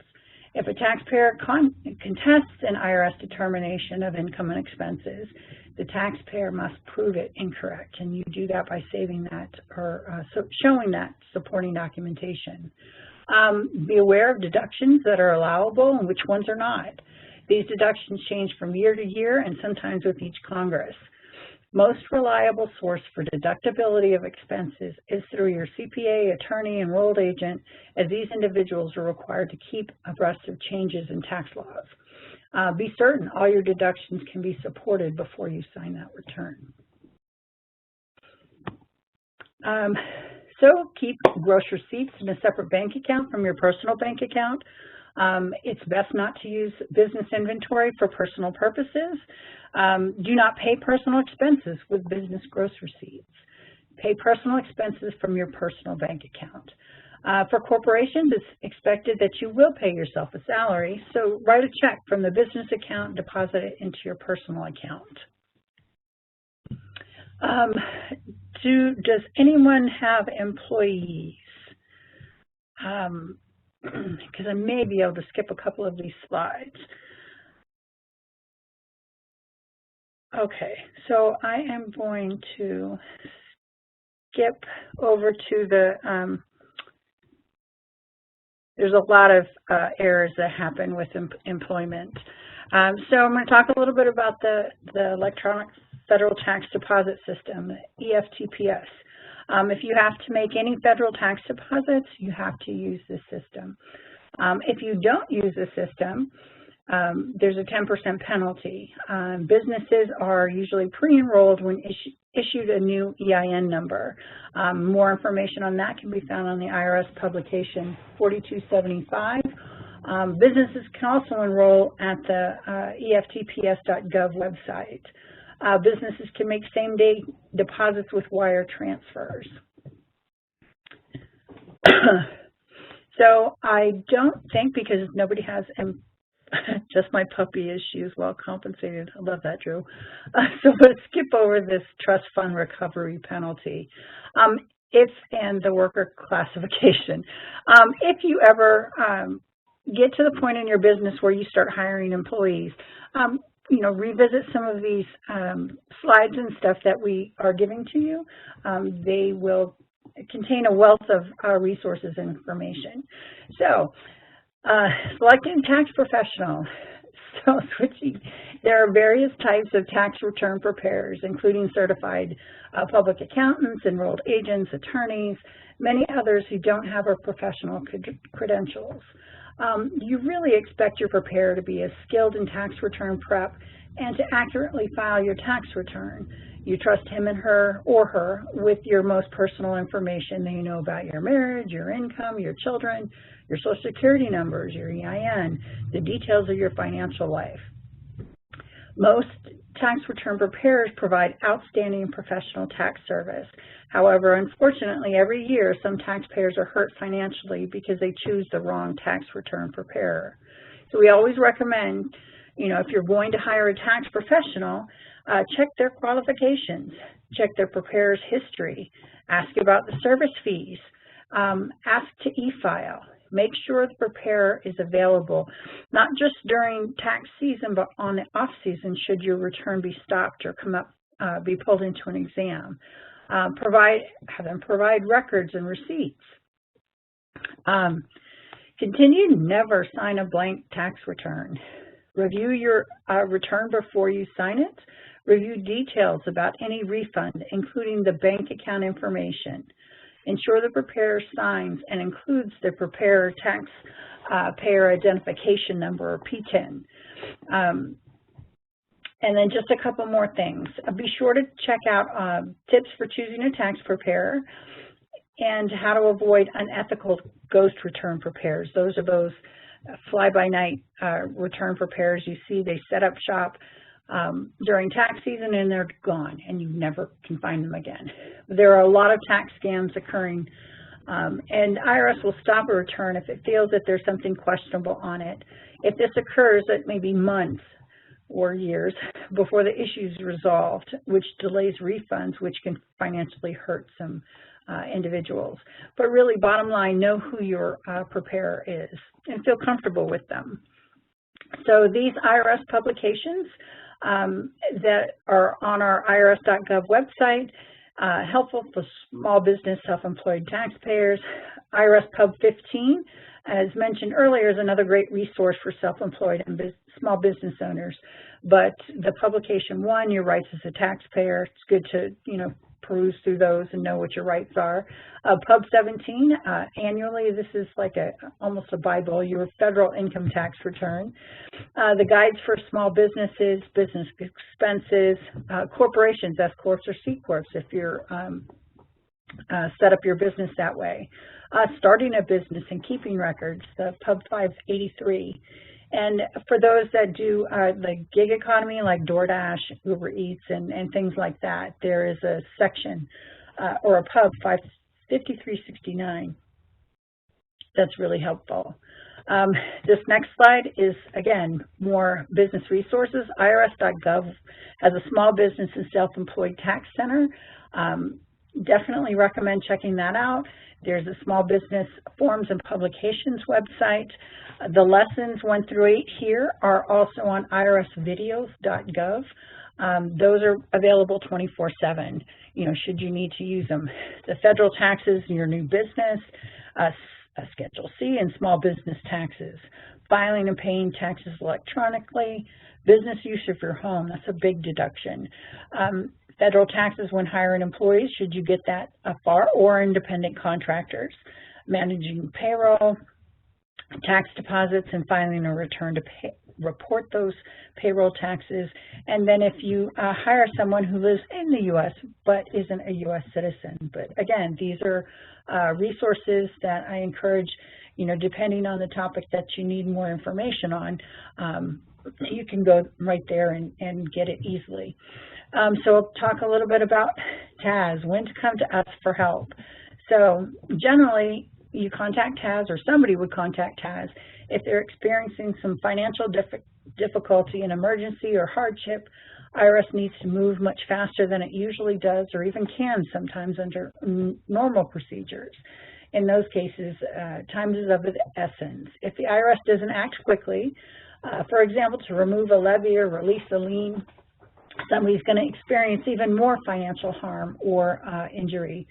This includes all types of taxpayers, again, businesses too, not just individuals. There are many different IRS units and steps involved, and the case sometimes needs a coordinator or traffic cop to make sure that everyone does their part. TAS plays that role. Someone's tried to resolve a problem through normal IRS channels, but those channels are broken down. We've seen that especially over COVID, when nobody could get anybody on the phone at the IRS. A system or procedures either failed to operate as it was intended, or failed to resolve the problem or dispute with the IRS. If you want more specific information about eligibility, you can go to our website, taxpayeradvocate.irs.gov, and we have a wealth of self-help tools. Show you one real quick. So there is a Can TAS help me with my tax issue tool? You can go to our website. The answer is yes. They're going to walk you through some questions. We have helpful forms and other resources. If you do qualify for TAS help, you can either fax or call your local taxpayer advocate, which again, back to slide 3, I believe, for here in Idaho. There's a national taxpayer advocate intake line, and then you could download the Form 911, Request for Taxpayer Advocate Service Assistance. This is something that we're working on making more accessible going forward, but we're not quite there yet. So right now you have to print it out, fill it out, and again, either e-fax it, mail it, or email it to one of our offices. So a little bit about what to expect with somebody working, or if somebody's working with TAS. Our mission really is to advocate on a taxpayer's behalf. We'll advocate with you and on your behalf, be your voice at the IRS. We'll assign a case advocate to you until the issue is resolved. Contact's generally made within 7 to 10 days from the date that we receive the request. Sometimes in bigger offices and bigger populations, it takes a little longer. When TAS or the case advocate contact you, they're going to clarify the issue, request needed documentation. Really recommend, though, if somebody sent or received letters or documentation with the IRS, we recommend providing copies with the initial request for assistance. If we request more information from you, we don't receive a reply, we'll make a second request, but then we may have to close the case. And it just means that you'll have to contact the IRS directly to resolve your issue. You may receive an estimated expected date of completion. Of course, you'll receive a next contact date. Those can fluctuate based on any number of factors, response rates to requests for information. If the issue is an exam, it may take longer. If it's going to appeals, it may take longer. The number of IRS business units involved and the IRS response times. They're still having and working through some delays and short-staffed in certain areas. But throughout the case, you can expect to be contacted every 45 days or so, depending, again, on the tax issue and what's involved. The case advocate will inform you of the expected next contact dates. If you don't hear from them and are unable to contact them, you let that manager or LTA know. There may be instances where somebody else may be contacting you when they're out of the office, of course. We work cases by geographic locations, but cases sometimes can be worked at a TAS office in another state. It won't delay the contactor resolution. We're just simply ensuring inventory is balanced as evenly as possible across all TAS offices. We were rebuilding the office here in Boise and hiring new staff, so we had Wyoming and Montana helped us for a few months. But now that our staff is going and completing training, we're able to work more cases in the Idaho office. At the case conclusion, TAS will address the actions taken, outcomes, resulting balances due, or refunds that have been issued or will be issued. We'll discuss any avenues of appeal before closing the inquiry. We'll try to provide some education on the cause and how to prevent future problems. Sometimes we won't have the authority to take an action that somebody is requesting, so we'll ask the IRS to take that action. We may have to use a tool that's called a Taxpayer Assistance Order, or TAO, or directive if it comes from our NTA, to direct the IRS function to either cease an action, take an action as permitted by law, or refrain from taking an action when the taxpayer is suffering or about to suffer a significant hardship as a result of the manner in which the IRS laws are being administered. The role of the taxpayer advocate is not to request the IRS break a law or disregard procedures, nor can we substitute our judgment for that of the IRS. So there may be times that we're limited in the way that in which we may assist, but we will keep you informed if this occurs. And always remember, TAS never charges a fee. Our services are always free. Just two more. Hey, Dawn, sorry, yes. Sorry, but Drew has a question. Oh, if I hired an individual to wash my cupcakes and Lambo every month, would they be considered an employee? This would be paying an individual to service my lawnmower, keep it clean. Yes. Well, okay, so that depends. It goes back to the worker classification. Individual, non-professional, but somewhat eligible to work in the IRS. No contract.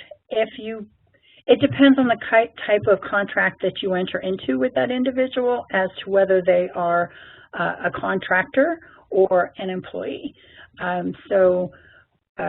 Again, reading through the employee versus contractor, there's some fine lines, but generally it depends on how you direct the work.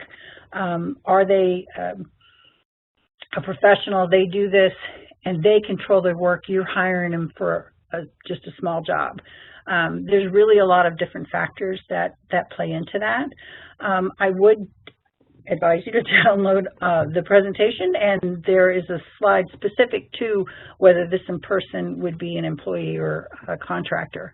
Again, it really boils down to that contract between you two and how much work and how you're directing it with them. Hopefully that answers your question. Excuse me. Just a little bit more about the other TAS programs. We do sponsor low-income taxpayer clinics, or LITCs. They're independent from the IRS and independent from TAS too. They're civilian programs that we sponsor, but they represent individuals whose income is below a certain level and who need to resolve a tax problem with the IRS. They can represent taxpayers in audits, appeals, tax collection disputes before the IRS, and in tax court, which is something that TAS can't do. They can provide information about taxpayer rights, responsibilities in different languages.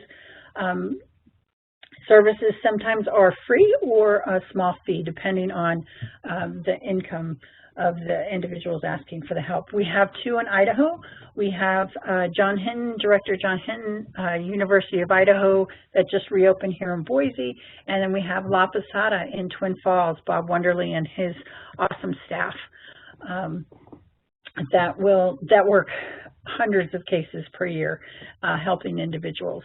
Another quick program, if you know of somebody who is a tax geek, I'd lovingly call them, who wants to see the IRS improve, then this is the program. It's Taxpayer Advocacy Panel, or TAP panel.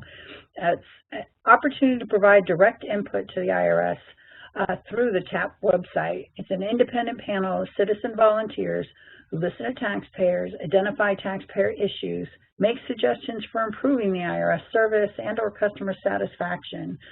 You can go onto the website, improveirs.org, and there's a submission form that if you've got really great ideas on, hey, I think that this would work with the IRS, you can submit it there. But they've forwarded more than 39 recommendations to the IRS over the last few years. Our volunteer members act as a two-way channel between the IRS and the general public to listen to taxpayers, identify issues, submit those recommendations, resolve problems, and monitor progress in the IRS implementing and maintaining those solutions. Definitely, if you know somebody who loves taxes but want to see it modernize and improve, definitely want to encourage them to speak up and contact TAP to share comments and suggestions on improving the IRS. My last slide real quick is just a reference slide. If you want to know more, we are on the irs.gov website. You can scroll to the bottom, see Taxpayer Advocate. You click on it, it'll take you to our website. Or directly to our website, taxpayeradvocate.irs.gov. Like Steve said, we have Facebook, Twitter, or X as it's now known. Our NTA has an awesome blog about current relevant topics.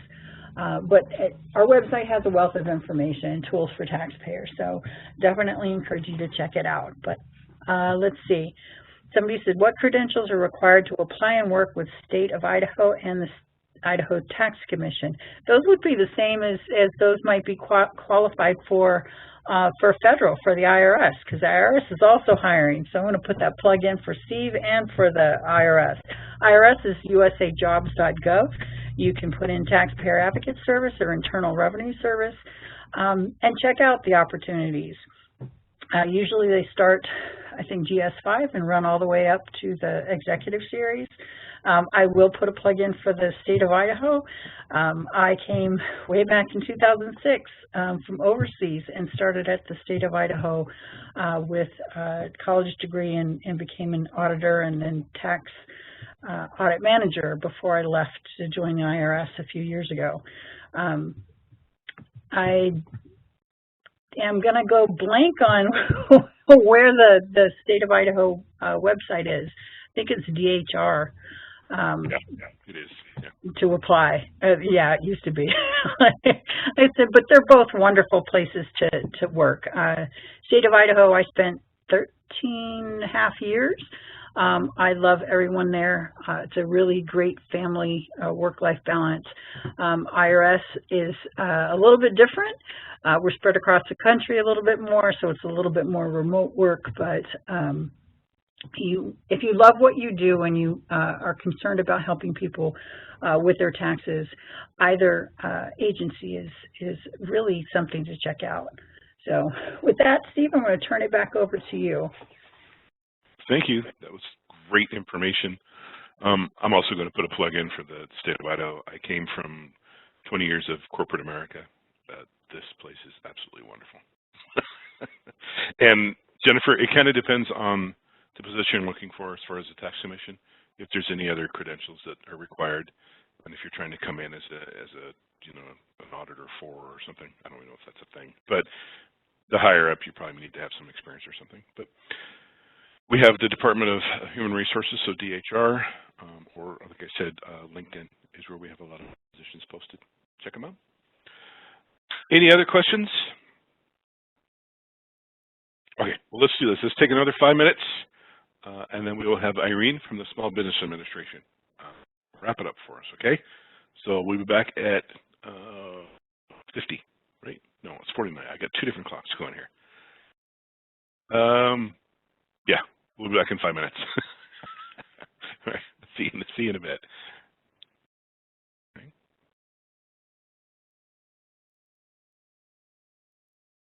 Do I want to change presenter to Irene? Yes, I do. Hey, Steve. Hey, Irene, how are you? I am good. Thanks for letting me off and free to speak now.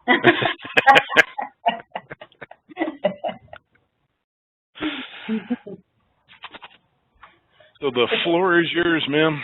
Awesome. Alrighty. Well, thank you. And I am pulling the end of everyone's long day of great information. So hopefully I've got a few nuggets for you, which I'm sure you'll all enjoy and take in. Plus, I'm also standing between you and lunch coming up soon. So hopefully I can keep your attention span going. So I am sharing information today about the basics of starting on business. So I'm going to cover kind of that broad approach of financing, marketing, organization of your business, and also business planning. And so keep in mind, if you feel like you want more in-depth about business planning or financing options or marketing, I've got other classes that are specifically just for those. And I will show you where you can find them. And feel free to throw things in the chat if you have anything specific. But I am going to give you a broad overview of everything. And it is going to seem like a lot of information, but it's great information. And so hopefully you'll have some good takeaways. So with that, I do start off by saying that, unfortunately, most businesses fail within the first 2 years. And the goal is to get to your first 5. And so you may be experiencing that between, your startup and 2 to 5, there are some challenges. And so just some ideas here to think through. And as you're looking through this list, you can easily say, lack of planning. Where are you in your planning process? Have you done your research? Have you talked to different industry experts or professionals or peers? And so lack of planning, not having enough financial stability or foundation, or have you checked your credit? You want to make sure that when you're ready to go tackle that conversation with your banker, what does your credit look like? And so you may need time to get that fixed up. Seeking help. So there are consultants, there are advisors you can reach out to, and I will show you where you can connect with those folks.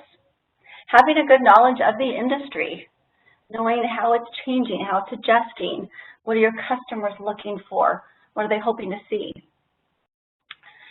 And so capital, cash management, that's a huge one. A lot of businesses don't pay attention to cash flow. Granted, you may be making sales, but are you making money? You can't just take a look at your finances once a year when you do your taxes, or even once a quarter. You got to pay attention to those, and so I'll talk more about that later on. And then marketing and using current technologies, being able to stay abreast with what's going on and staying connected with your customers, but also knowing what the competition is doing. And so just a few things to think about. You can kind of go through the list and say, where am I at? How am I doing? Maybe circle this one. Okay, I need to focus on this one.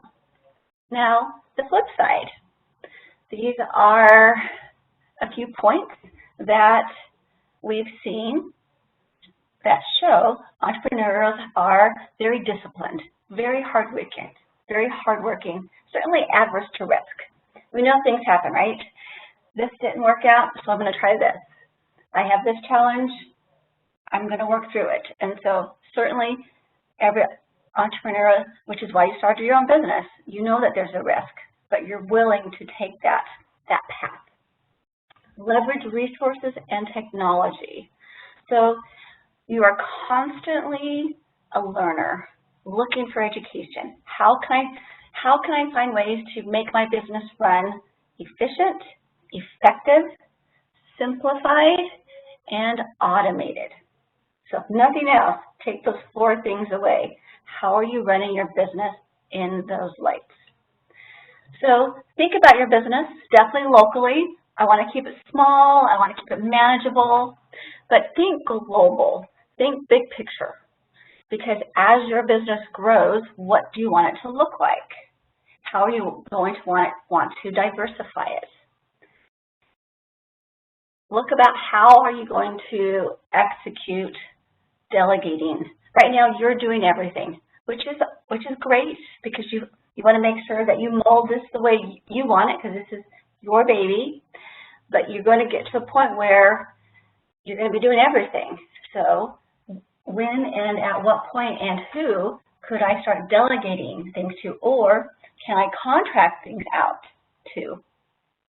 Like one of the questions, what if you paid someone to service your lawn care or deep clean the kennel? And so those are things too, you can't do it all, but what could I contract out? And above all, business owners are resilient and adaptable. You have to plow through. You have to work through those challenges. Find new innovative ways. That should be always top of mind. How can I continue to be innovative, creative, stay connected to my customers, and just be as competitive as my competition or that step above?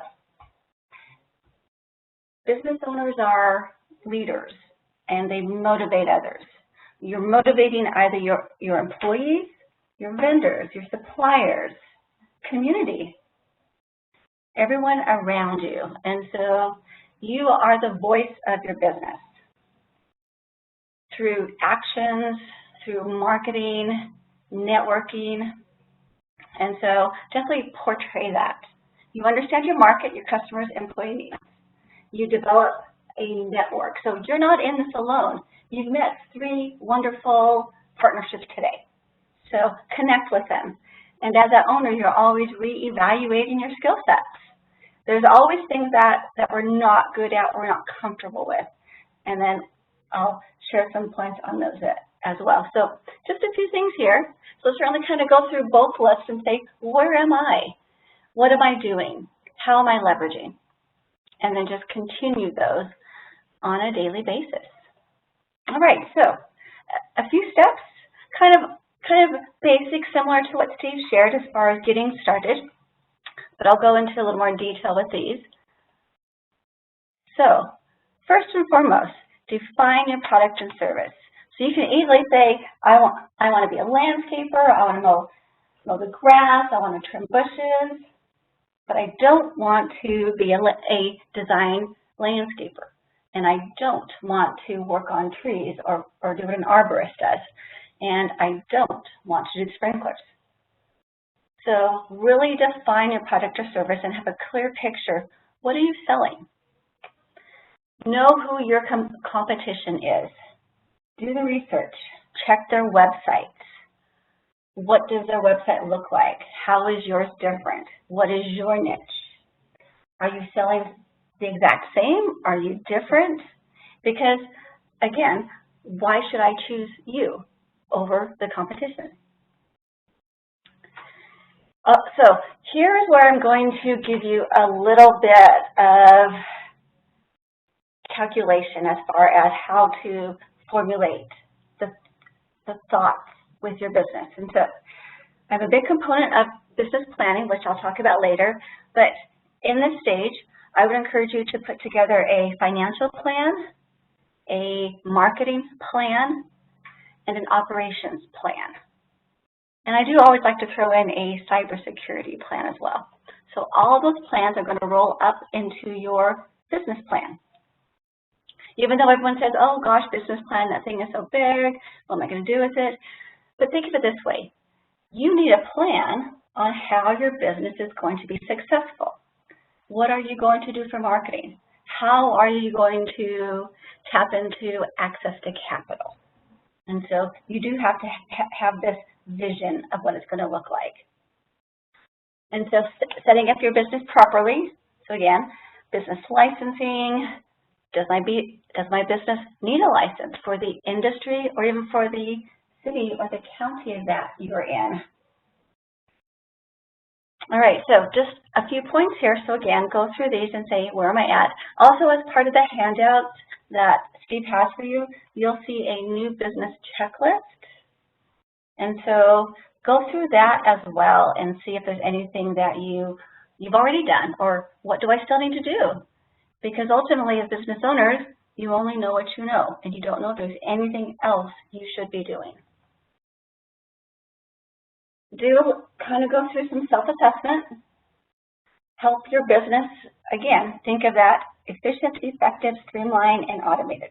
So what are you doing? Most importantly, how do you plan and organize? I've seen hundreds of businesses where they do the best service or the best trade, and you go into their shop or their retail business in their office, and it's like, oh my gosh, and this could be you. You've got stacks of papers on the desk and files are open, and it's like, whoa, it's like a tornado went through, and it's like, no, no, no, don't touch anything. I know exactly where everything's at, right? So planning and organizing. It's going to help relieve stress.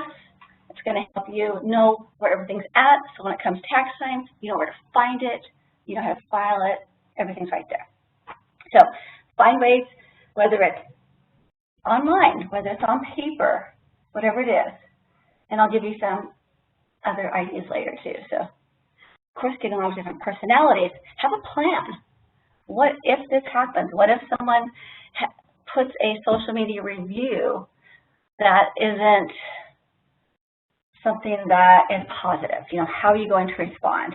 Or what if there's an emergency that happens? How are you going to respond? So it's having a plan.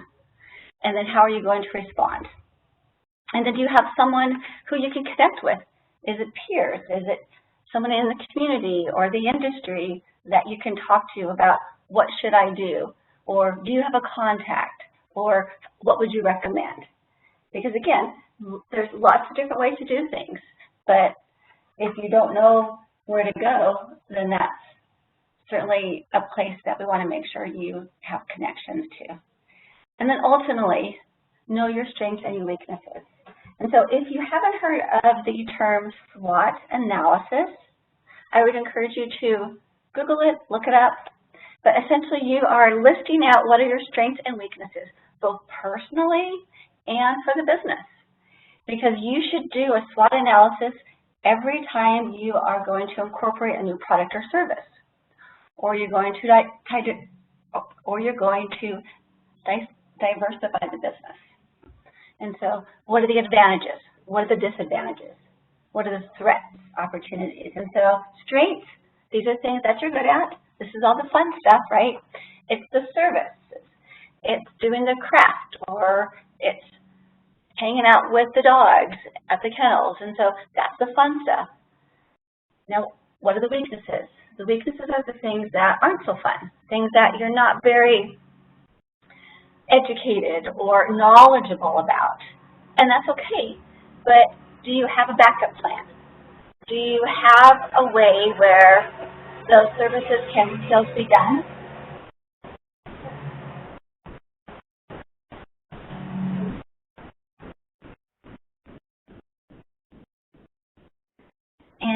who could you contract that out with? Because a lot of times those weaknesses we put on the back burner and we procrastinate, we forget about them. But those weaknesses are just as important as the strengths, so we definitely don't want to push them back because that could delay. Or if we forget and don't get our taxes paid on time, or we don't get those submissions in because we were so busy doing something else. So know what those weaknesses are. O is for opportunities. And so I like saying that you should not be doing all the marketing yourself. Others are out there to help you. And so this is where you will be doing collaborations with other businesses, even competition, because they may not be direct competition. Look for collaborations with community organizations, nonprofits. And this is a way to get yourself out there into a larger audience. And then the T is for threats. And this could be both internal and external that may prevent your business from staying in operation or prevent your customers of connecting with you. So if you're an online business, your website goes down or your payment method has a glitch. Or if you have a brick and mortar or a retail spot and the city decides to do road construction and your customers can't come to you. We've been going through that experience this whole summer. And so how do you get through those challenges? And then the other T that I like to throw on is trend. What is the trend of your industry? How is it changing? How is it adjusting to the economy or to your customer needs? How are your customers changing? So just some things to think through. All right, so get organized. Similar to what Steve said earlier, look at your new business checklist. What do you need to do? Have you established your legal structure? Licensing, permits, you mentioned EIN, insurance. And so certainly check those out and make sure that you have that foundation and you have all those checkpoints figured out. Different requirements for different industries. All right, so as far as legal formation, I don't go into great detail, but there is a free resource that is a free legal resource that can help you diversify or have that distinction of your structures through the University of Idaho Entrepreneur Law Clinic. And certainly connect with them. They provide great resources. So basically setting up your sole proprietorship. That's the simplest and easiest one to do. You go to the Secretary of State, you pay $25, and you've completed that step. Now, as far as the other structures, those are looking for a little bit more separation from business and personal, and they typically have tax obligations that are different as well. And so also visit with your tax preparer to see what's the best structure, business structure, for you to choose. And then there's a little more additional cost. And also paperwork. Because with partnerships, you may need to put together a operating agreement. With corporations, you have bylaws, you have minutes. So just another layer of documentation. So the Entrepreneur Law Clinic, they can assist with forming a business. They can assist with contracts. So if you are an independent contractor and you need help putting your contract together for your business, they can help with that. Intellectual property. Every business has intellectual property. And so it's not necessarily that you have to go get a patent for it or a copyright or a trademark, but just know what would you want to protect if you have that. So certainly reach out to them. They are a great resource. All right, another good resource is the idahobidshelp.idaho.gov website. It has two components. It's got a small business wizard, so this is your online regulatory checklist. It'll give you all the links for like IRS, tax commission, labor, on the type of industry and business that you're seeking. And then there's also a resource wizard. So if you're looking for funding assistance, angel or capital resources, maybe you're looking for business incubators that are out there, chambers of commerce, those economic development organizations in rural communities. If you're wanting to do business with the federal government, or if you're curious, should I be certified as a woman-owned, minority, or veteran-owned business? How do I do that? Or if wanting to export or import, there's assistance for that as well. So definitely check it out, and that's a great resource for additional information. All right, so that was all about kind of getting the business started. Now I'm going to talk through putting together your marketing plan. So hopefully, like I've mentioned earlier, you've done some market research on the trends and your industry, and you're going to be working on putting together a customer profile. So you may say, well, everyone likes the type of services or the products that I have. Well, is it every person does, or is it a certain target market that you're needing to reach to? Now, if you're someone who cuts hair, you could say, you know, everyone needs my services, but you wouldn't market to them all the same. You'd market to them differently. And so do your market research, find your niche, and then understand your customers and the competition. So again, how are you different? And then how are you positioning yourself to meet your customer needs? And do you truly understand how are you solving a problem? How are you meeting their need? And again, how are they choosing to say, I'm going to pick you because of this reason versus you over the competition or the competition over your business? And then ultimately describe your product value by, you know, who uses it? Why do they need it? So I will challenge you, if you haven't already, come up with your 30-second elevator pitch. So ultimately, the idea behind that is, if you're in an elevator, just like 30 seconds between each floor, you had someone in there with you, what would you tell them about your business within 2 to 3 sentences by hitting the highlights? Or if you're in a marketing or a trade show, or you meet someone at an event, what would you say about your business? So practice your 30-second elevator pitch. So here's a few points to help you with some marketing research. Definitely check out. So if you're looking for like geographical information, if you're wanting to say, okay, well, I want to set up a educational type business for kids, and I want to be in an area where there's a lot of families. So you may need to do some research through the Bureau of Labor Statistics to see where, if I'm in the north end of Boise, is there an area, is there a school nearby? Is there a preschool nearby? Because I know that there's going to be families in that area, and that's where I want to focus. And so use research through the different marketing tools to help you really target both the industry and your market. The businesses or the libraries in the area certainly have great business information. The Unbound library over in Meridian is a great tech library. They've got a podcasting room you can use. They have 3D printers if you're needing to do a prototype of something. They also have a couple meeting rooms you can use.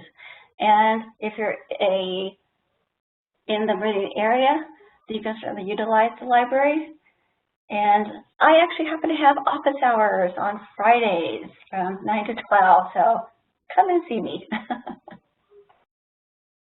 All right, so the heart of your marketing plan. When you have a solid understanding of what currently exists, you are better able to identify the gaps and unfilled needs. So you may have created something because it was your hobby. You enjoy doing it, which is a great start, but also know how does it fit within what is already there. So you don't just repeat. You have something different and unique. And so know your right target market. So identify your customers. What do they want? What do they need? What are they hoping you will provide for them? what's the right message? So build your brand. And your brand is not about your logo, your colors, but it's about what your company stands for. And so emphasize the benefits, not just features, but what are the benefits and the experience? Because again, ultimately at the end of the day, I'm looking for something for a specific purpose, right? And we all want to have a great experience. So put yourself in your customer's shoes and what would they want? What would they want to receive or experience? And be consistent with that language on all of your marketing pieces, all your different social platforms, so that there's consistency. Now, I had heard the other day, and now granted, this was like old school, where you had to hear something 7 times before someone would remember it. Well, I was corrected, and now it is 19 times that someone has to hear it or see it in order to remember it.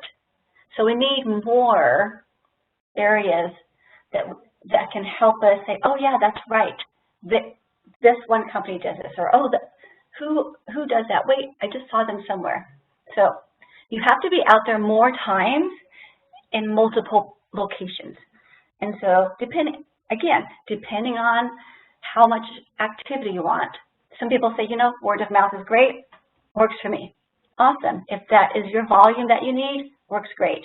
But do you need to be in multiple locations to get yourself out there? So be consistent across all your platforms and use the right channels. So how are you reaching your customers right now? And the methods that you're using have them be unique and different. We all like humor, we all like videos, and so look for ways to connect with your customers in the way that they like to receive information and have it be understood. So if you're talking high-tech, high-level, and I'm saying, I just need someone to mow the yard, trim the bushes, and if you're saying, well, if your yard has this clay ground, or if certain things are happening, maybe you need some type of, this type of fertilizer, like, okay, so can you take care of the yard? So make sure that it's understood. Come down to their level and ask questions. Make sure that you're on the same page. And please update your website. If you're still showing promotions or activities that are back in July, because you did something for the 4th of July, that your online presence is your reputation. Your brand is your reputation.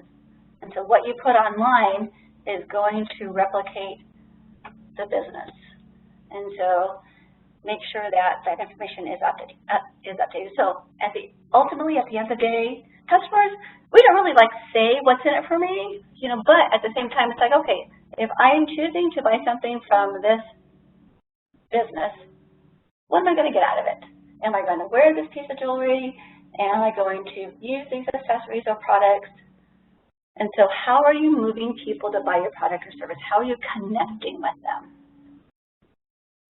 So understand your target audience. Because ultimately, at the end of the day, your business must attract enough customers to be profitable.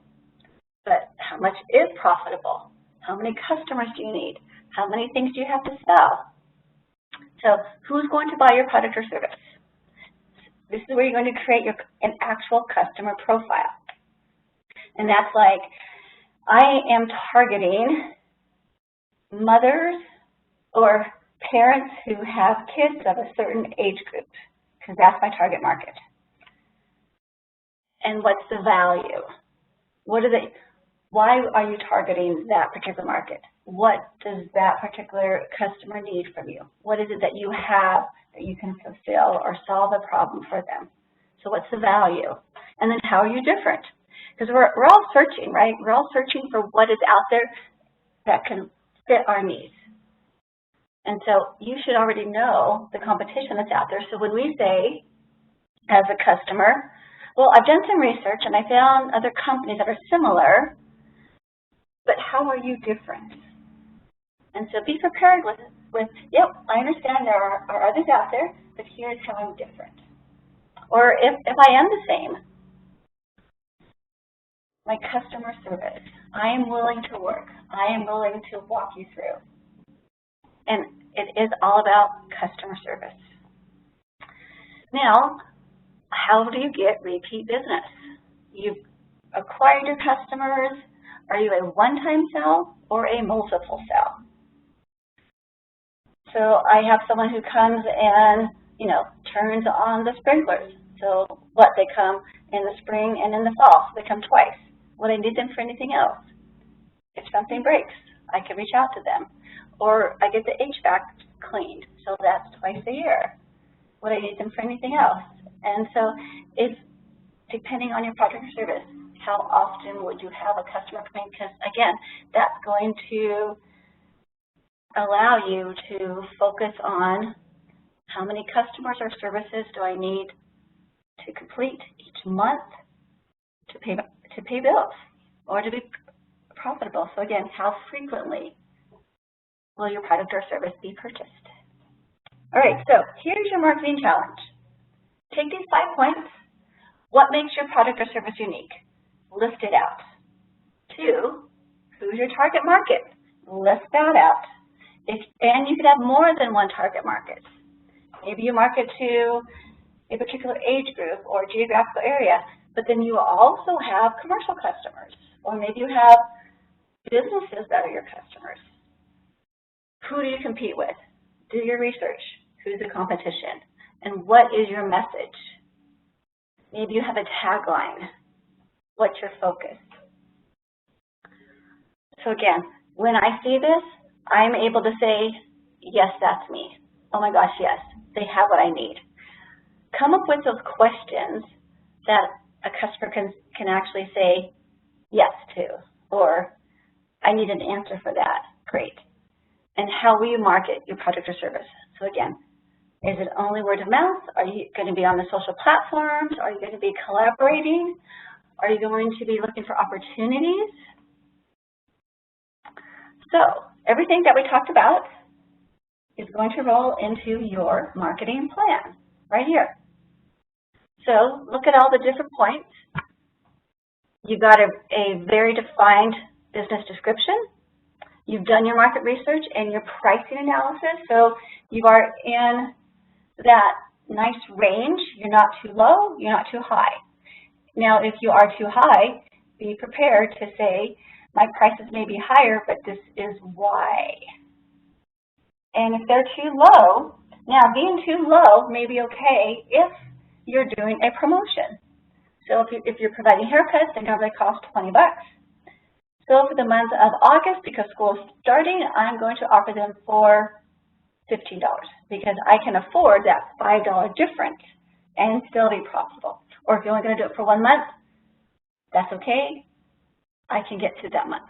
So know your pricing, because if you change your pricing because your suppliers raised theirs, and now it's like, oh wow, I should raise mine now too because I have a bigger expense. And all of a sudden you have higher prices, and your customers are going to say, whoa, that's more than I can afford. So know your pricing before, and what is your break-even point. Customer profiling. You've done your competitive analysis. You have marketing goals and objectives. So how are you going to market? Where are you going to market? How often are you going to market? And so what are those different methods and strategies that you've thought through that are going to be the best outlets for your marketing? And do you have a budget for marketing? Most people say, well, I'm just going to look for free to see what's out there. And others it's like, well, I've got a budget of $500. That's all I can afford right now. I don't want to start getting something out there. Okay, great. But if you just don't market at all, or you don't have a budget, then we don't know where you're at. Does the company exist? Did they go out of business? So really look at marketing, because a lot of people will, if they don't have enough money coming in, then it's like, oh, well, shoot, maybe I should do some marketing. So it's almost like an afterthought, which is why a marketing plan is so important, because you've actually calculated and you've done the research. And then how do you measure success? Well, what's working, what's not? You can be spinning your wheels, doing the same thing over and over again, But if you're not getting traction, you're not knowing what to adjust and what to change. So always measure what's working, what's not, because you could always look for ways to tweak it or to adjust it. So keep in mind, streamlined, efficient, effective, and automated, and looking for ways to be innovative. So a few points for some of those strategies and methods is look at your tagline, look at your description, and look for call to action. So call to action is, what do you want your customers to do? When they come to an event, do you want them to sign up for something?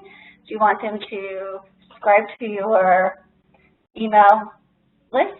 Or do you want them to go to your website, look for more information? Do you want them to submit quotes on there? Do you want them to listen to your podcast? So what do you want me to do through a call to action?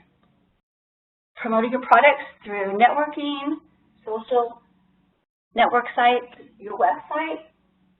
Not a lot of people do the phone calls anymore, but at the same time, if they're real direct, because maybe you've had people sign up to, say you're at a trade show, if you'd like to receive more information, I'll call you within the next week. Or if you want to be signed up for your email subscriptions. You can create brochures, flyers, press releases. We love ribbon cuttings. We love getting to know when new businesses open. So plan ahead. Get people excited. Let them know you're going to do a soft opening. Let them know we're going to have our ribbon cutting. Get them all excited. Create brand awareness and distinguish yourself from the competition. So again, how are you different? How are you similar? So part of your marketing plan, think about what impacts and results have happened to prior marketing. What's worked, what's not. Think through your target market. So again, that customer profile. Set your goals and provide a direction for yourself. Make sure they're clear, realistic, and measurable. If you're saying, okay, I'm going to go attend 30 networking events this summer, is that realistic? And maybe it should be like 20, or maybe even only 15, based on the time and the commitment and then family time. So make sure that they're realistic goals. And ultimately include deadlines for those targets. If you say by the end of summer, it's like, well, what's the end of summer? Is it August 31st? Is that the end of summer, or is it September 30? So an actual date. And give yourself a budget for your marketing. That's the amount I'm going to use. This is what I'm going to use it for. And is that going to be for the next 6 months? Is that going to be for the whole year? And what are the measurables? So again, what's working, what's not. So focus on your brand. So remember, the brand is not about you, it's about your customers. You want to be the solution, but you're a solution to what? What do they need? What are the problems that you're needing to solve? What do you need to fulfill for them? And reduce the fear. So I'm going to be working with a brand new business. How do I know that they're going to come through for me? How do I know that the outcome is going to be positive for me? And so do you have a money-back guarantee, or is there a warranty? Is there if you're not happy with something, are you going to come out, give me a demonstration, offer me different colors? And so reduce that fear to let them know that if something doesn't go right, I will fix it to the best of my ability. Give them a new and valuable perspective. I wanted someone to come out and take care of the yard, and I have this open area that I haven't developed yet. And so the landscaper says, well, I am a landscape designer as well. When you get ready, I'd be happy to show you some examples of what would look really great here. And it's like, oh my gosh, that is awesome. So you've exceeded my expectations. Now you're helping me enjoy the benefits because I've got a beautiful yard. I can sit out there in the evening on my patio, listen to the water fountain. So I have benefits. Or they'll come in, take care of everything, and I can spend more time with my family because that's what I would enjoy. And so what is it that they're really wanting to do for those benefits? And then you've helped me feel understood because you've explained it to me. You come down to my level. We both are on the same page because, again, communication, we're not always on the same page. All right, that's all about marketing plan. Now, a little bit about the financial plan. So ultimately, cash flow is going to be tight during those early stages of your business. So you may need to limit new debt or monthly payments, which is why it's so important. If you have a salary coming in and you've got your side business going on and you decide, okay, now I'm ready, quit the job, do this business full time. Well, your personal expenses, they don't stop. You know, your rent, utilities, car payment, but your salary is going to be not what it was.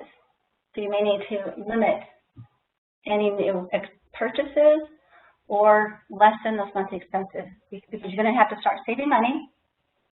So definitely get your personal expenses in order first, because a lot of times how you spend or how you organize your personal expenses is going to fall through to your business expenses too. So going back to that planning and organizing, how do you manage your personal finances? You need to live on less and get used to tracking your expenses. So we've heard from both IRS and Tax Commission about tracking expenses, monitoring them, and also having good record keeping.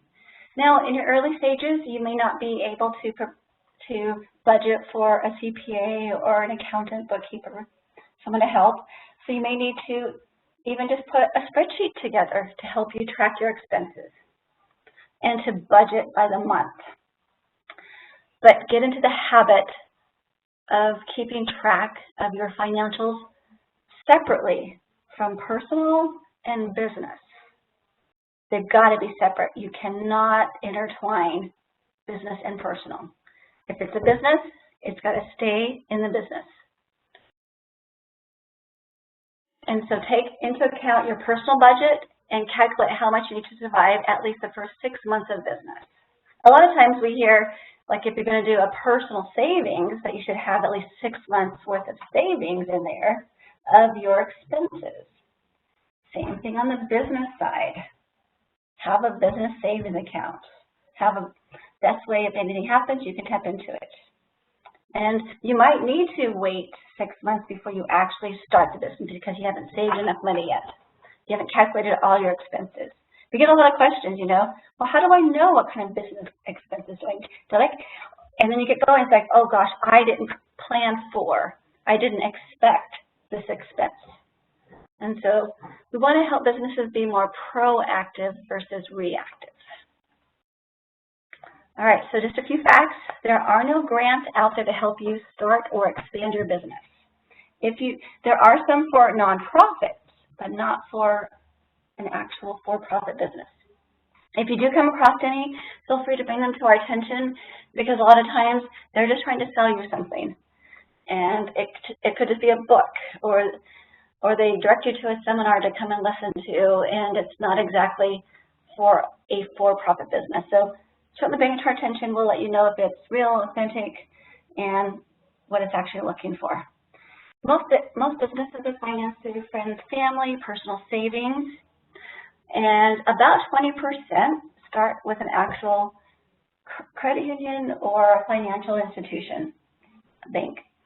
And so you want to make sure that what is your financial plan? How much money do you need to start? What are you going to use it for? What happens when the money runs out? Where am I going to get more? What am I going to use it for? So put projections together because your projections are going to show that you have the ability to repay. And that's what the lending community likes to see. I'm going to lend them money. How are they going to pay it back? And because finance is going to take longer than we would like, which is why this financial plan is so important, you want to put in place your decisions of accessing capital before you need it. So maybe you need to put together a line of credit that you can tap into.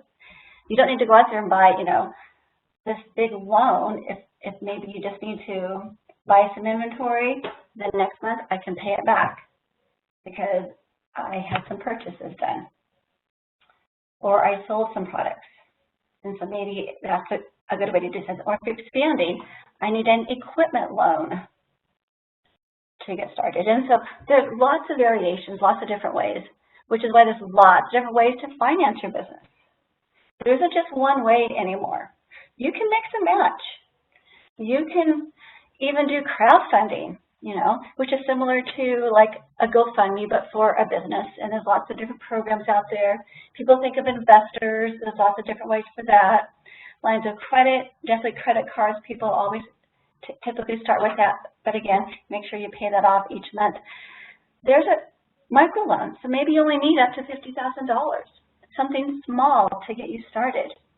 There's great organizations that can help with just a microloan, and that you start taking steps to get to those next funding levels.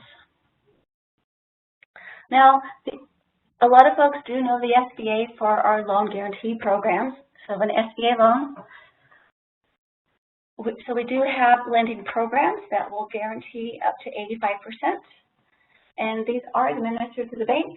You do actually approach the bank for these funds.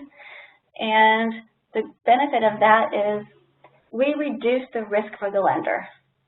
And let's say the loan goes into default, SBA will purchase that loan and that guarantee from the bank. We'll take over servicing until the bank gets most of the money back. And then we work with the borrower. So we work on their terms and their rates. And it's a win-win for both. You can use loan proceeds for just about anything. You can purchase a business. If you need to buy equipment, real estate, if you need to refinance debt, you can use an SBA loan for that. So we just cannot do a loan if there are any delinquent payroll taxes or if you borrowed money from the equity in your home. We cannot reimburse you for that. So think like a lender.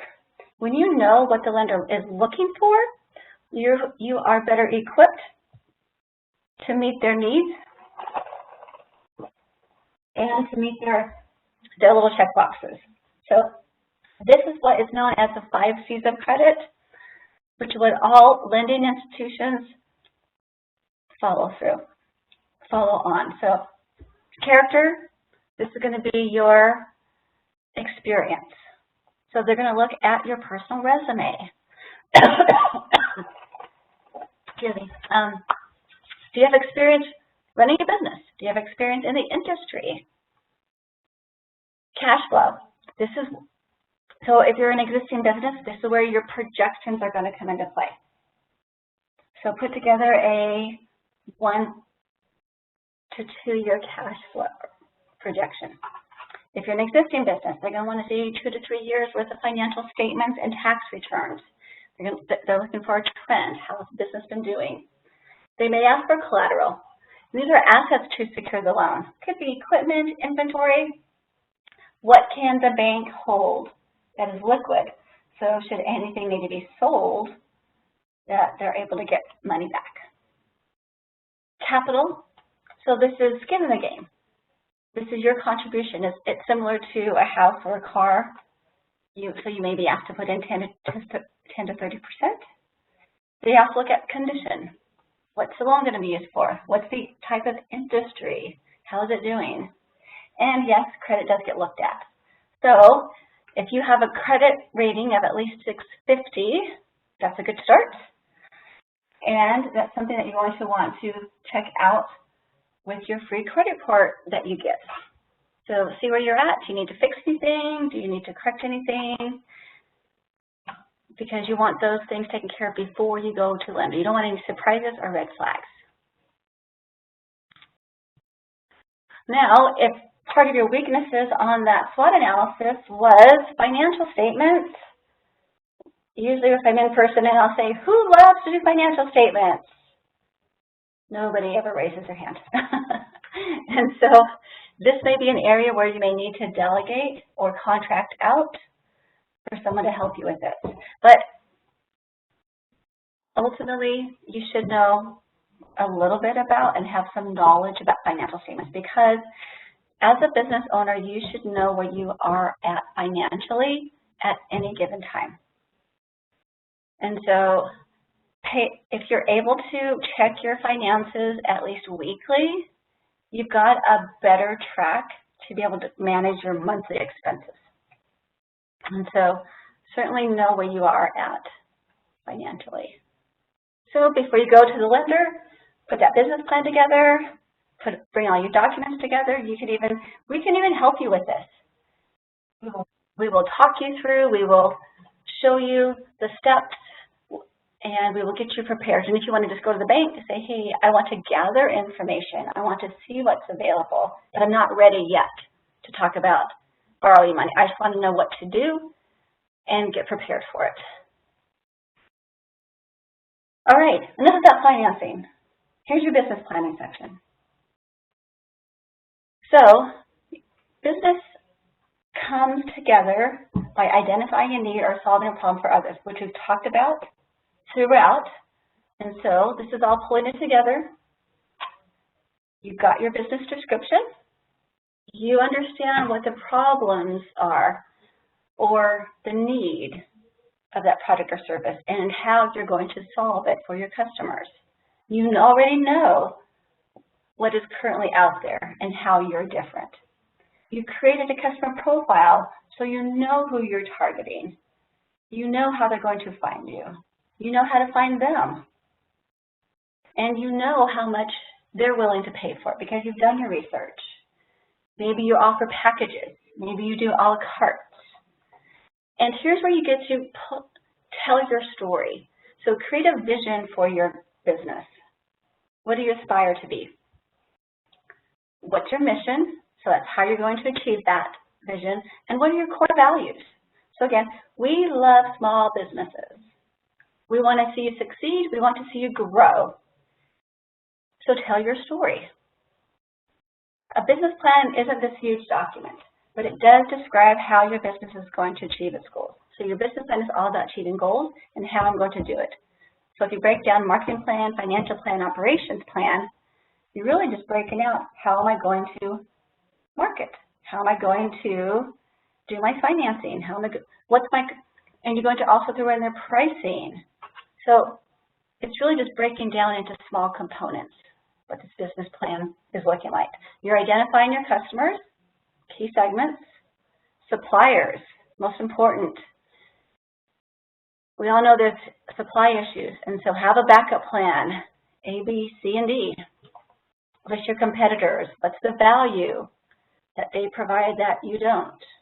So pulling this all together, here on the left, your business strategy is you have a product or service that you've clearly defined. You're selling it to what target market that you created a customer profile of. For what kind of an experience? What are the benefits that they're receiving? Management team and roles. If it's just yourself, what do you do every day? So create your checklist of what you do daily, weekly, monthly, quarterly, yearly, and put that up on your whiteboard. Give yourself your tasks. Every third Thursday, I order supplies. Every first Monday of each month, I put my social media calendar together. Every Sunday, I'm going to go through, do my invoicing for the month, or I'm going to sit down and say, what worked, what didn't last week? How do I prepare for this week? And look ahead to the following week, so you're looking at 3 weeks. And how can I manage my day, and my time, and my projects? You've created a market analysis, so you've created a marketing plan. You've done your financial projections, so that's in your market or your financial plan. And your customer value. So again, come up with that 30-second elevator pitch. Here in the middle, what is the vision of your company? You may or may not need to be adding employees down the road, but when you do, who's going to do what?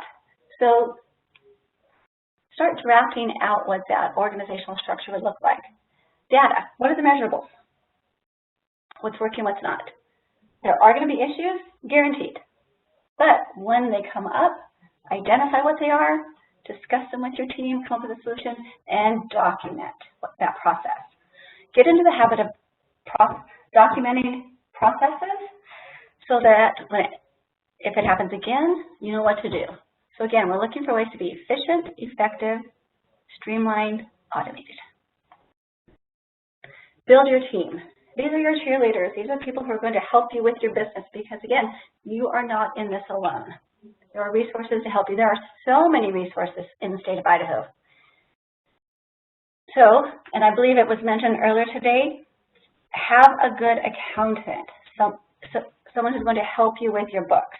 Now, this is a person that you're paying for a service to help you with your business. So you should be comfortable with them. They should know your industry. They should be educating you. So don't just give them your paperwork and take their word for it. Ask questions. Because this is where embezzlement happens. We just trust that person, which you should be in a position to trust that person, but you should also be checking. So find a good accountant. You may or may not need an attorney. So you were given a free legal resource. That's a great place to start.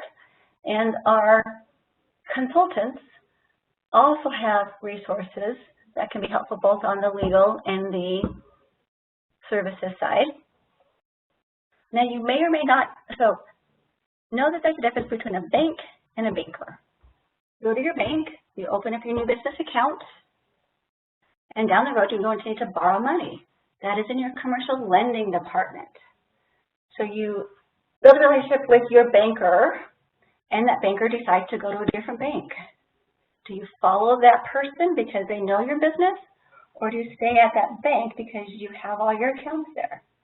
So it's important to have a good relationship with your banker because they know your business, they know what your needs are, they know how to help you. So build a relationship with your banker. Have a business consultant in your back pocket, someone who you can ask questions with. Once a month, touch base. See where you're at, how you're doing, ask questions. Have a good insurance agent.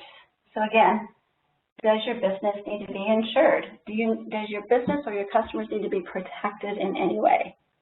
And if you already have one, great, but take a look at others. So get 3 quotes. Compare apples to apples and make sure that you're getting the right coverage, any disclaimers, policies. Has anything changed? This is where you check with all of these other support systems. Get ideas and reach out to an industry organization. There are several within Idaho. So again, going back to networking, similar peers. There's veterans organizations, there's food and beverage, there's manufacturing, there's technology. There's farmers markets associations, and there's an association for Idaho that's called Buy Idaho. And they help promote, they have different events. And so look for organizations that you can connect with within your industry and within the state. Business is all about networking and building relationships. So you've got this great idea. What do you do? Where do you go? You can reach out to the SBA. We're here to help, and we are a free resource.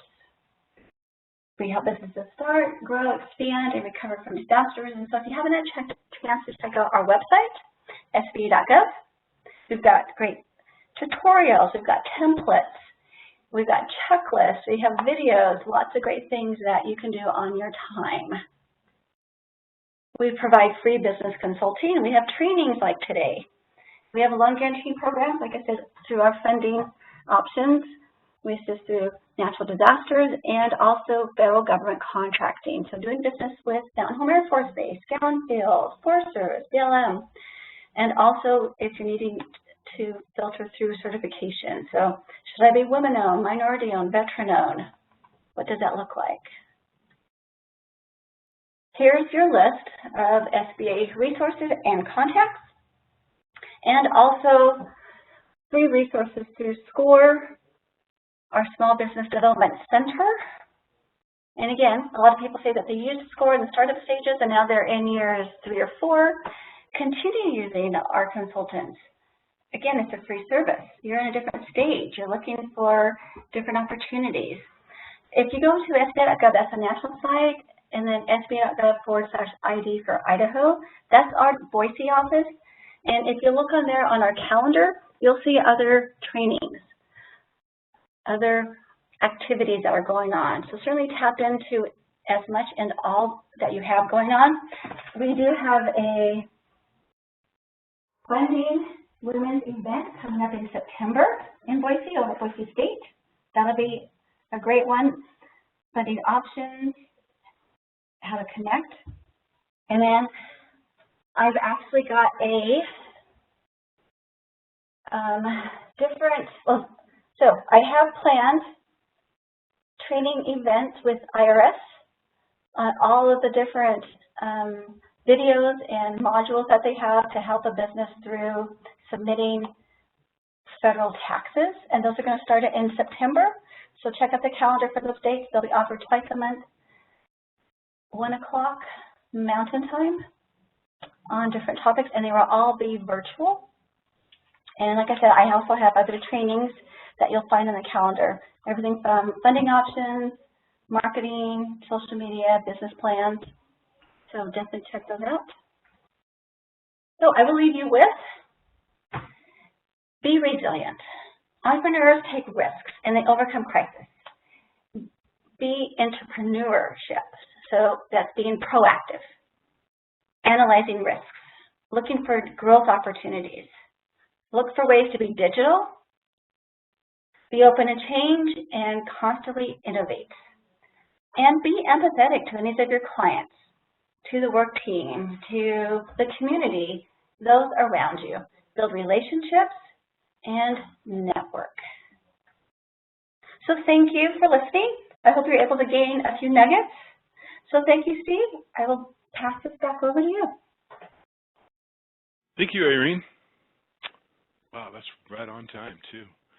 So, hey, this is it for today. I want to thank everybody who presented. It's a lot to ask you to take this time out of your workday. I appreciate it.